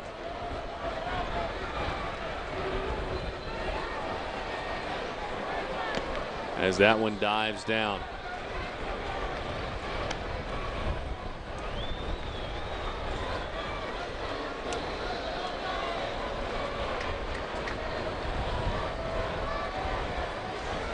One for 2 against Pena. That's all. 1 for 2. Couple of walks as well. So 4 plate appearances.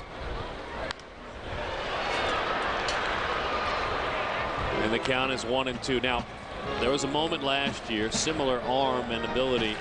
Juan Cruz facing Manny Ramirez, and he looked beat on fastballs, and he'd foul off fastballs. Cruz then decided to put him away with the wicked slider that he hit off the foul pole to right. Set him up for the slider. So instead they go high with the fastball. Well, you know Chris Snyder remembers. Oh yeah, and I remember the at bat last year that that Ramirez had off Pena. It was when we were in Boston, and it was a big situation, and he threw him a slider, and Manny hit it, and Mark Reynolds caught the line drive, and it knocked him back into left field.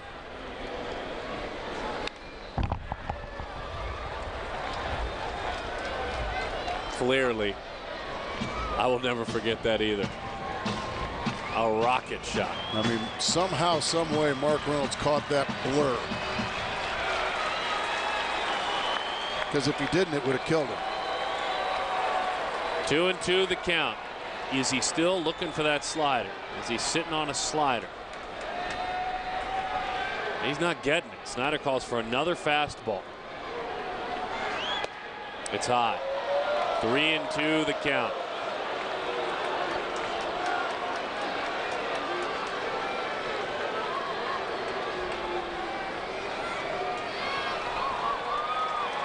So what's coming here? 3-2. I say go right after him. Throw him the fastball. What do you think? That's what he's going with. The 3-2, 2-out fastball is low, ball 4. He's walked a pair of times.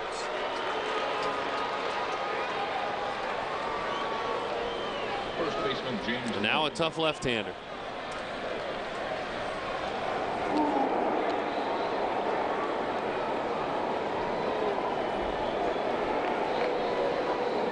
Got Schoenweiss is ready.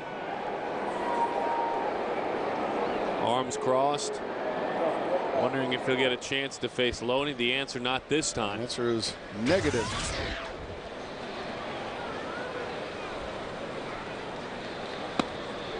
When you pour one in there on the inside corner at 95 miles an hour. It's a good way to start the at-bat for Tony Pena. Tinkered with a changeup in spring, tried to have that help him against lefties. But really, more than anything, as we talked about earlier, it's just finishing his slider.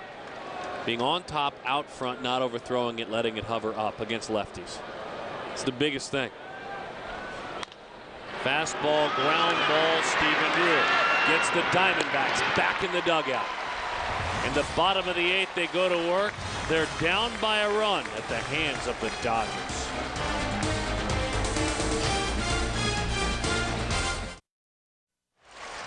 Sunday, family day at the ballpark, and brought to you by our good friends with Sanderson Ford, Lincoln Mercury. Families gathered in the sunshine, a lot of them enjoying some shaded baseball now on a gorgeous Arizona day. Looking for a hit, Darren. Well, speaking of our Nova Home Loans box score, that's it. Lopez double, first inning. He eventually scored on a sac fly.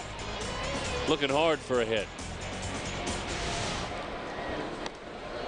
It has been 16 in a row sat down. The last base runner was an intentional walk issued to Chris Snyder in the 2nd inning. Man. It's hard to do.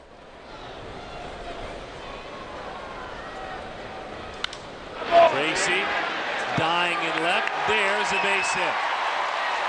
A protected swing, but I'll tell you what, the way things have been going, you take it every day of the week. Chad Tracy, his first hit of the ball game. You're doggone right you do, and he's going to get removed for a pinch runner.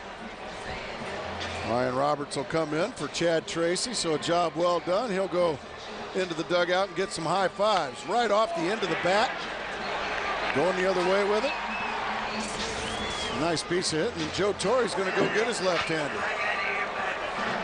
We'll step aside, reset the situation. Ryan Roberts pinch running, Diamondbacks on the move.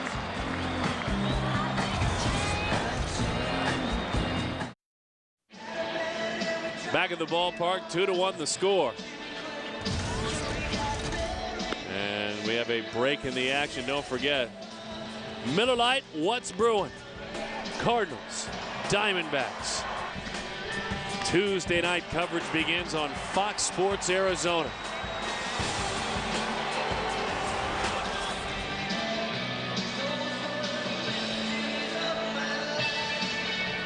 And looking forward to that series as well.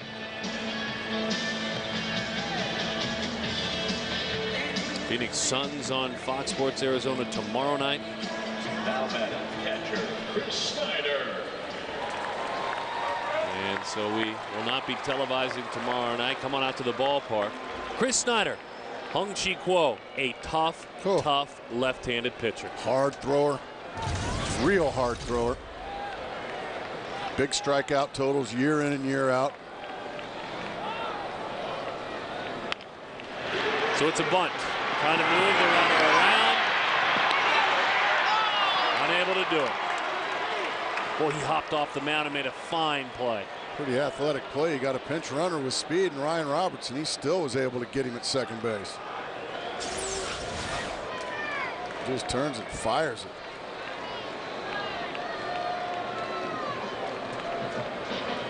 Pitching for Tony Pena, number 31, Tony Clark.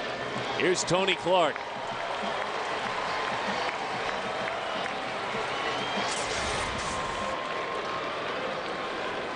Quo last year against Arizona, 7 games, 13 1/3 innings, an ERA of 0.68. Wow.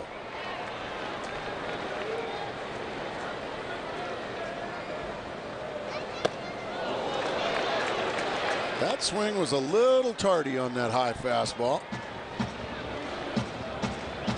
You start chasing pitches up like that on Hung Chi Kuo, you're not going to be very successful. Tony needs to make sure he's down around the knees and he's got a chance to square him up. On opening day, the veteran homered from both sides of the plate in a win over the Rockies. 0-2 the count. 2 very tardy swings on 2 pitches up and out of the zone.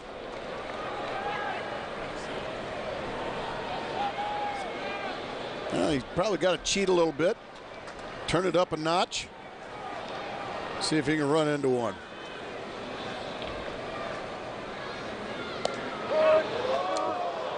That's strike 3. Yeah, that's one big Tony Clark will quickly forget. Chased a couple of pitches out of the zone and then took strike 3. Sitting on the outside corner. That's right where it goes. Strike 3. Flair and a kick, and the way Kuo goes about his business. You get to the point when you face a team when Kuo is right and Broxton is right, where you feel like you have to take care of your business before the 7th. This is a guy that can set you up for a couple of innings. 27 years old, out of Taiwan, Tainan City in Taiwan.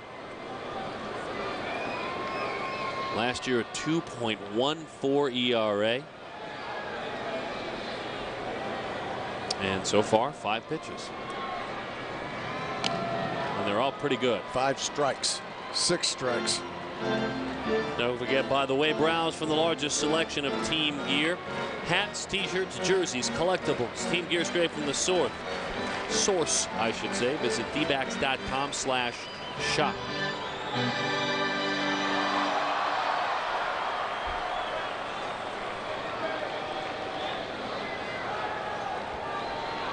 So don't forget to join us Tuesday.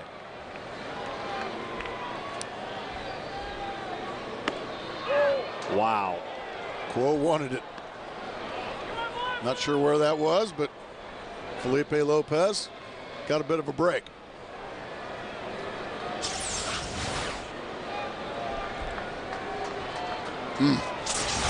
Wow.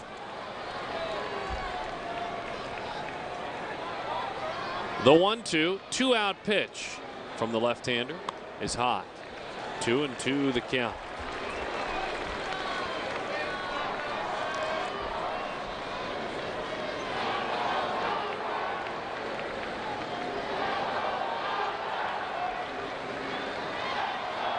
Signed as a free agent in June of 1999. Worked his way up the ranks. A-ball, AA, AAA. Now Joe Torre loves that weapon. I would too. I was going to say, there's a lot to like.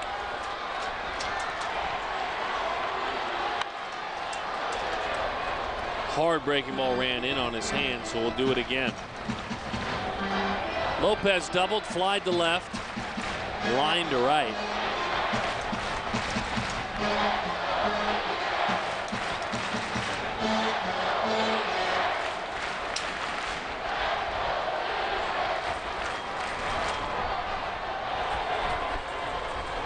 Randy Wolf was fabulous. 7 innings, 2 hits, 1 run earned, as that one is fouled straight back. Dan Herron, 6 innings, 4 hits, 2 runs earned. Dan walked 3 and struck out a pair. Hiroki Kuroda, Eric Stoltz looking on. Jason Schmidt in that line as well, really continuing to be unable to help the Dodgers.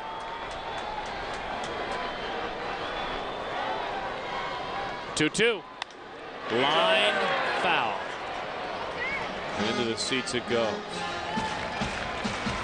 Just swatted it foul. Good pitch on the outside corner. You throw 95 and you put her over the corner at the knees. Boy, this kid's a handful.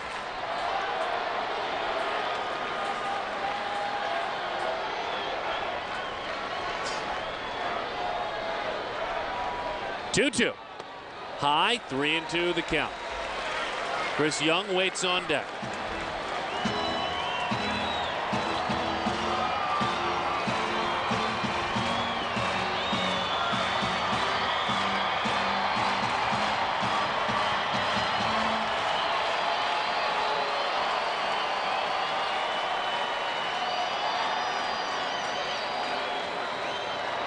Runner will be off from first.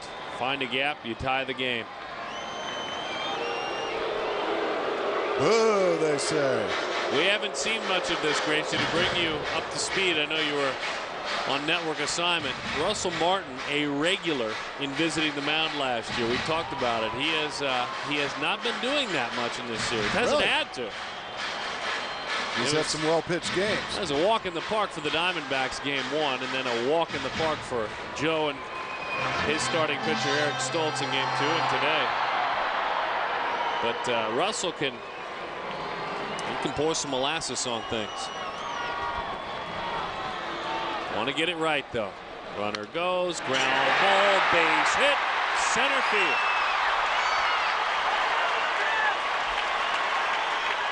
That moves up 90 feet. That was a heck of an at-bat by Felipe Lopez, working hard, fouling off some tough pitches. Finally works it to 3-2 and just right back through the wickets. Both hits today for the Diamondbacks are, I'm sorry, 2 out of the 3 hits have been by Felipe Lopez. Snyder done. Upton on. Justin Upton is called upon to increase the speed.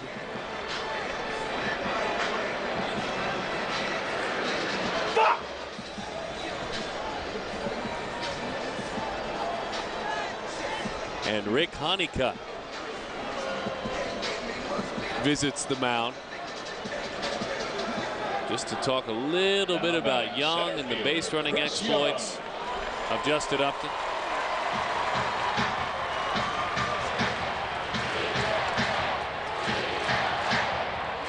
Tell Chris Snyder was hoping he could get that sac bunt down earlier.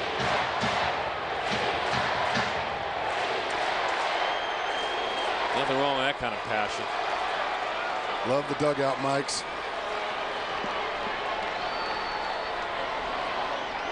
One for 5 with a strikeout. Bouncing ball to short on the first pitch. That'll end things. 2-1.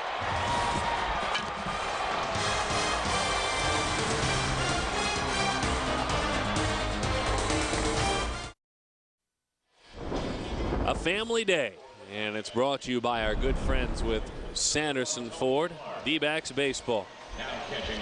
Very happy Easter to a young Diamondbacks fan. Connor Murtaugh looking on. A lot of youngsters out there like Connor enjoying time with family and friends, and whoever your little one out there, go give him a hug and wish him a happy Easter from all of us. As an opportunity slipped away for the Diamondbacks to do something with the scoreboard, John Roush goes to work. Talked about the bullpen coming on the air. The bullpen certainly a point of struggle, a point of contention. A couple of scoreless innings, one by Gutierrez, one by Pena so far in this game. Time for Roush to follow suit. His boss sitting here in the 5th inning liked at least some of the progressions and the changes so he's he throwing has it seen. better. Well, great to see he's clearly, as Miguel Montero comes in to catch, he's clearly making adjustments. I mean, that's obvious. Adding more soft stuff, more off speed. And that one with a little tilt and a little cut to it is strike 1. Tony Clark is at first base. In that 9 slot, the pitcher spot, Roush in the 8 hole. Montero bats 7th. Breaking ball misses outside to Russell Martin. 1-1 the count.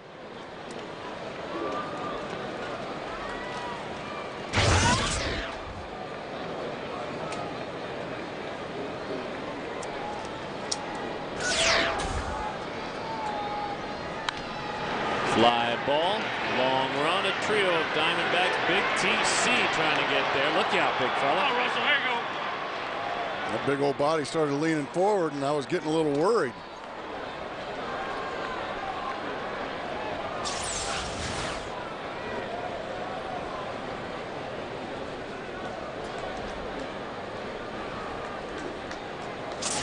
I feel sorry for the wall. That wall was cringing when it saw him coming.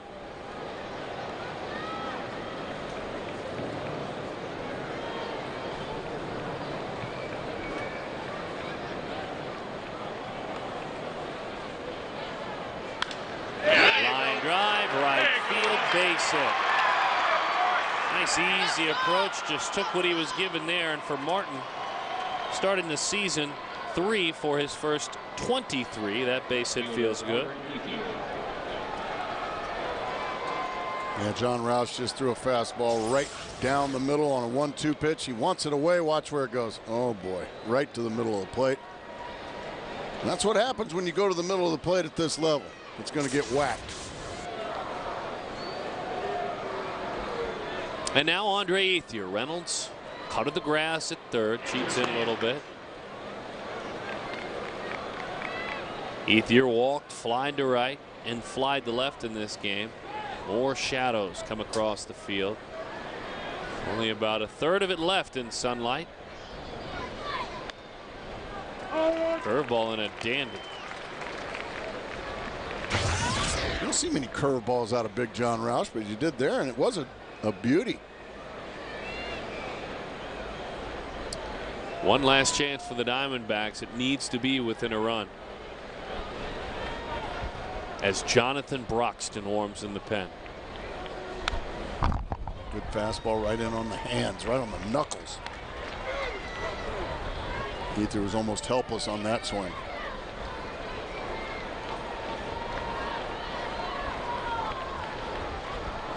Cardinals, by the way, on their way out of town. They won today. They shut out Houston 3-0. There's Broxton. You can hear him as well. You can hear that mitt popping. As that pitch is high. It's Todd Wellemeyer against Doug Davis tomorrow. Chris Carpenter against Max Scherzer on Tuesday. We'll have that one for you.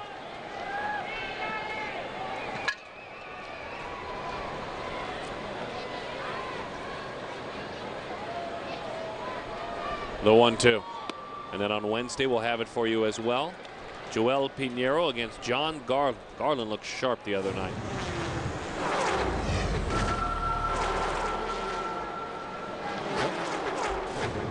Bees? I think so. I think that's what that was. Scott Schoenweiss.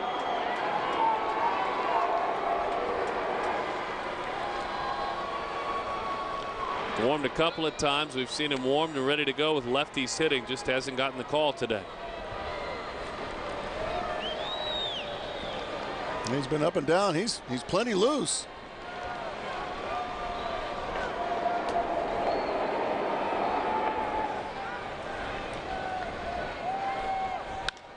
Ethier, line drive left field. Connor stays with it. You know, you think of where Connor is, and he did a nice job.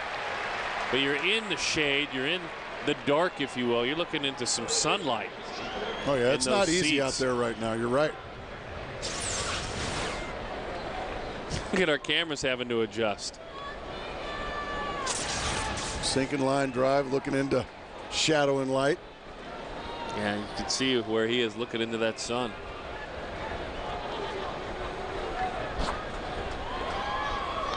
But a nice play by Kojak, as the governor likes to call him. One of my favorite nicknames. Well, it is. And a good one.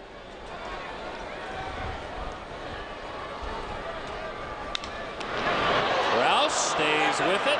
Only plays at first, and he makes a nice job by John Roush. Martin will move up. Boy, Casey right on that one. Big man out on the mound. He says, I'm all right. I'm okay. It got all glove. He said, it's a tough target to miss when you go back up the middle. Yeah, it got all glove. Ended up making a nice play. He didn't panic. Stayed with it.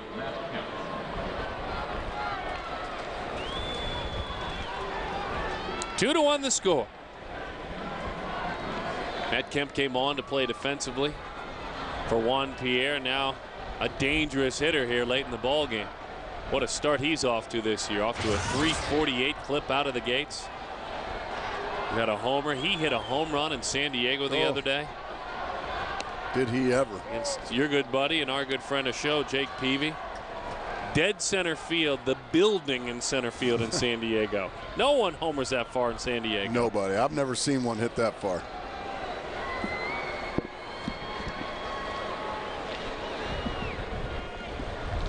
Wow. The 1-0. Spanks that one down the line. That's a fair ball. A huge, huge run for the Dodgers. And a day that just couldn't stay positive for the bullpen.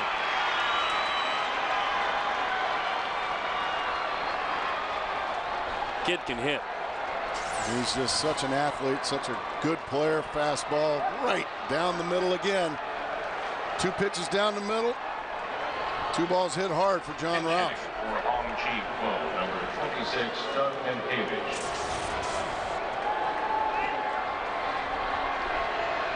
So Bob Melvin, now it looks like he'll get his left-hander.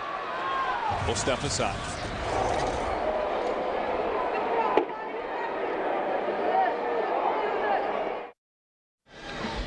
Tough outing for John Roush, and with the score 3-1 after Matt Kemp, who came on defensively, quite honestly. Certainly offensively, he has all sorts of abilities, and he showed it.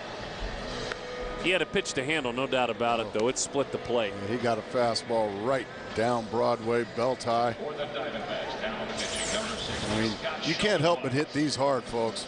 Watch the glove of Montero. Oh, boy. But to his credit, he did hit it. You know, sometimes those get popped up, too. But you don't want to make a living throwing it there. Scott Schoenweiss comes on for the 3rd time this year. Happy Easter, one and all. And a happy Easter in Anaheim. Bench is clearing, a tussle. Bobby Abreu calling timeout, stepping out, and Josh Beckett throwing right at him as he did. Mike Scioscia thrown out, debating the situation.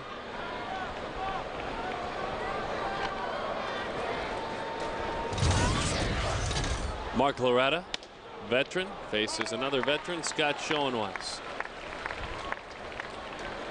That game, by the way, Boston and the LA Angels. 5-3 Angels in the top of the 9th inning. Imagine the Angels with all they've been through. Not a team to mess with right now. No. Not a team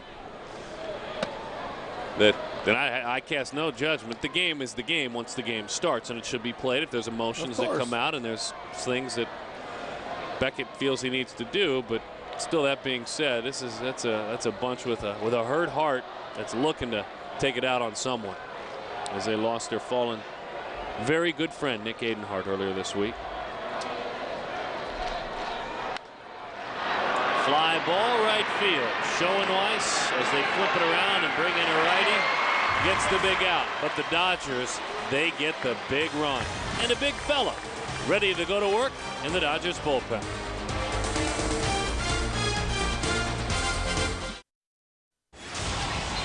Randy Wolf, in his career, had an ERA of close to 5 against the Diamondbacks. He didn't pitch like that today. He was fabulous. Our Quest primetime performer. 7 innings, 2 hits, 1 run.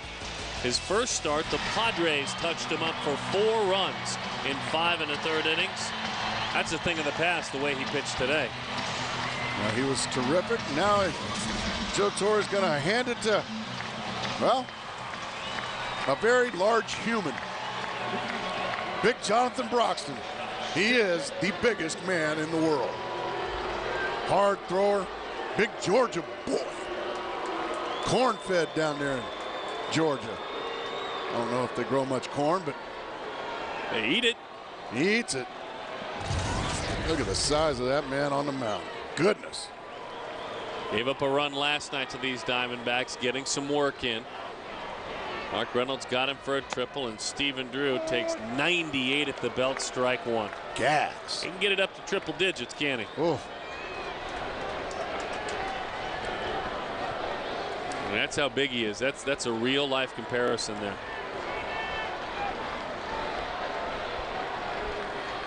Drew 5 for 10 in his career against Broxton. 5 for 10. Breaking ball. 0-2.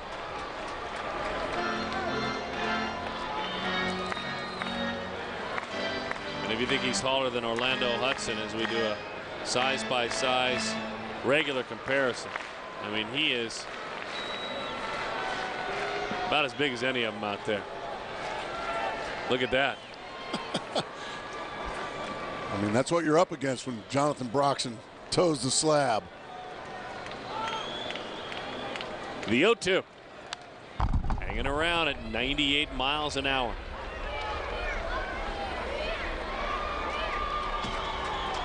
Randy Wolf went 7, gave up 1. Dan Herron went 6, gave up 2. Well, Dan Herron was terrific again. Tough luck loser his first start. And barring a miraculous finish here, he stands to be a tough luck loser again today. Now time is called. Broxton and Drew step aside. Jonathan had 14 saves last year in 22 attempts. Not serving as the full-time closer, a 3.13 ERA. But Steven had his number. And a breaking ball, just a piece of it there as really he holds good on. breaking ball. Well, you need to get a base runner first. Can't tie the game without a base runner. So by hook or by crook, Stephen Drew's got to find a way to claw out this 0-2 hole, find a way to get on base.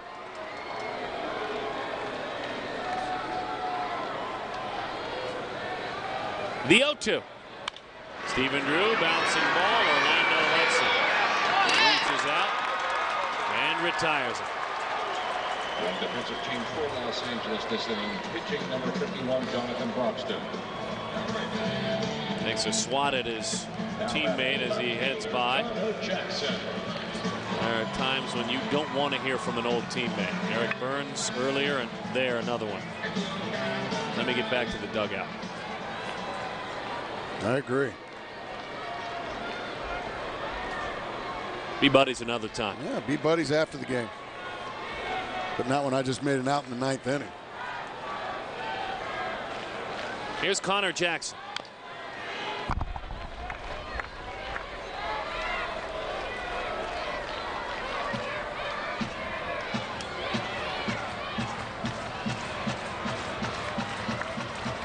Oh for 3 today.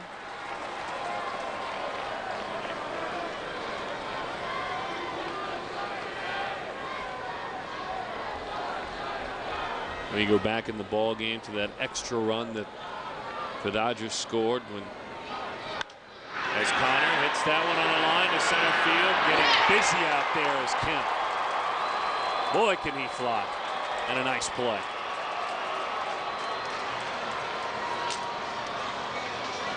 A lot like a wide receiver with linebacker size. He's just so athletic. He's a great basketball player as well.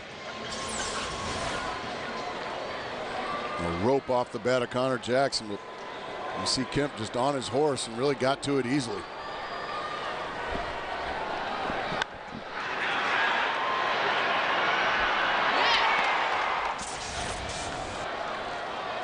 Down to the last out. Here's Mark Reynolds.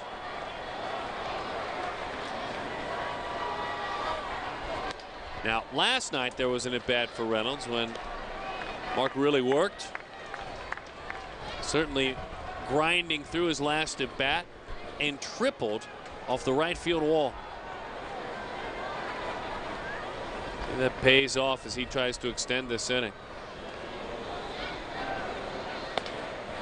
And it was a fastball like that one that he took to the right side. 2-0 the count.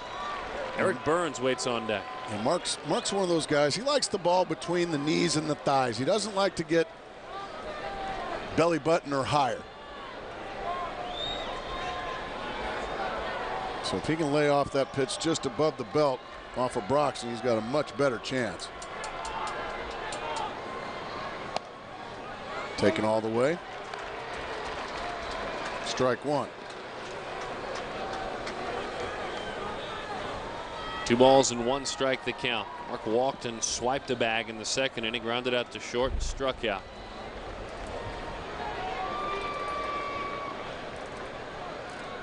The 2-1. Good pitch. 2-2.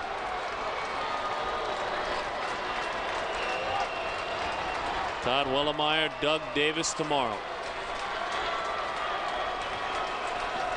Game 1 of a 3-game series with the Cardinals. Coming down for it? I'll be here. Not working, but I'll be here. And that'll do it. And the Dodgers come to Phoenix, Arizona, and win the series.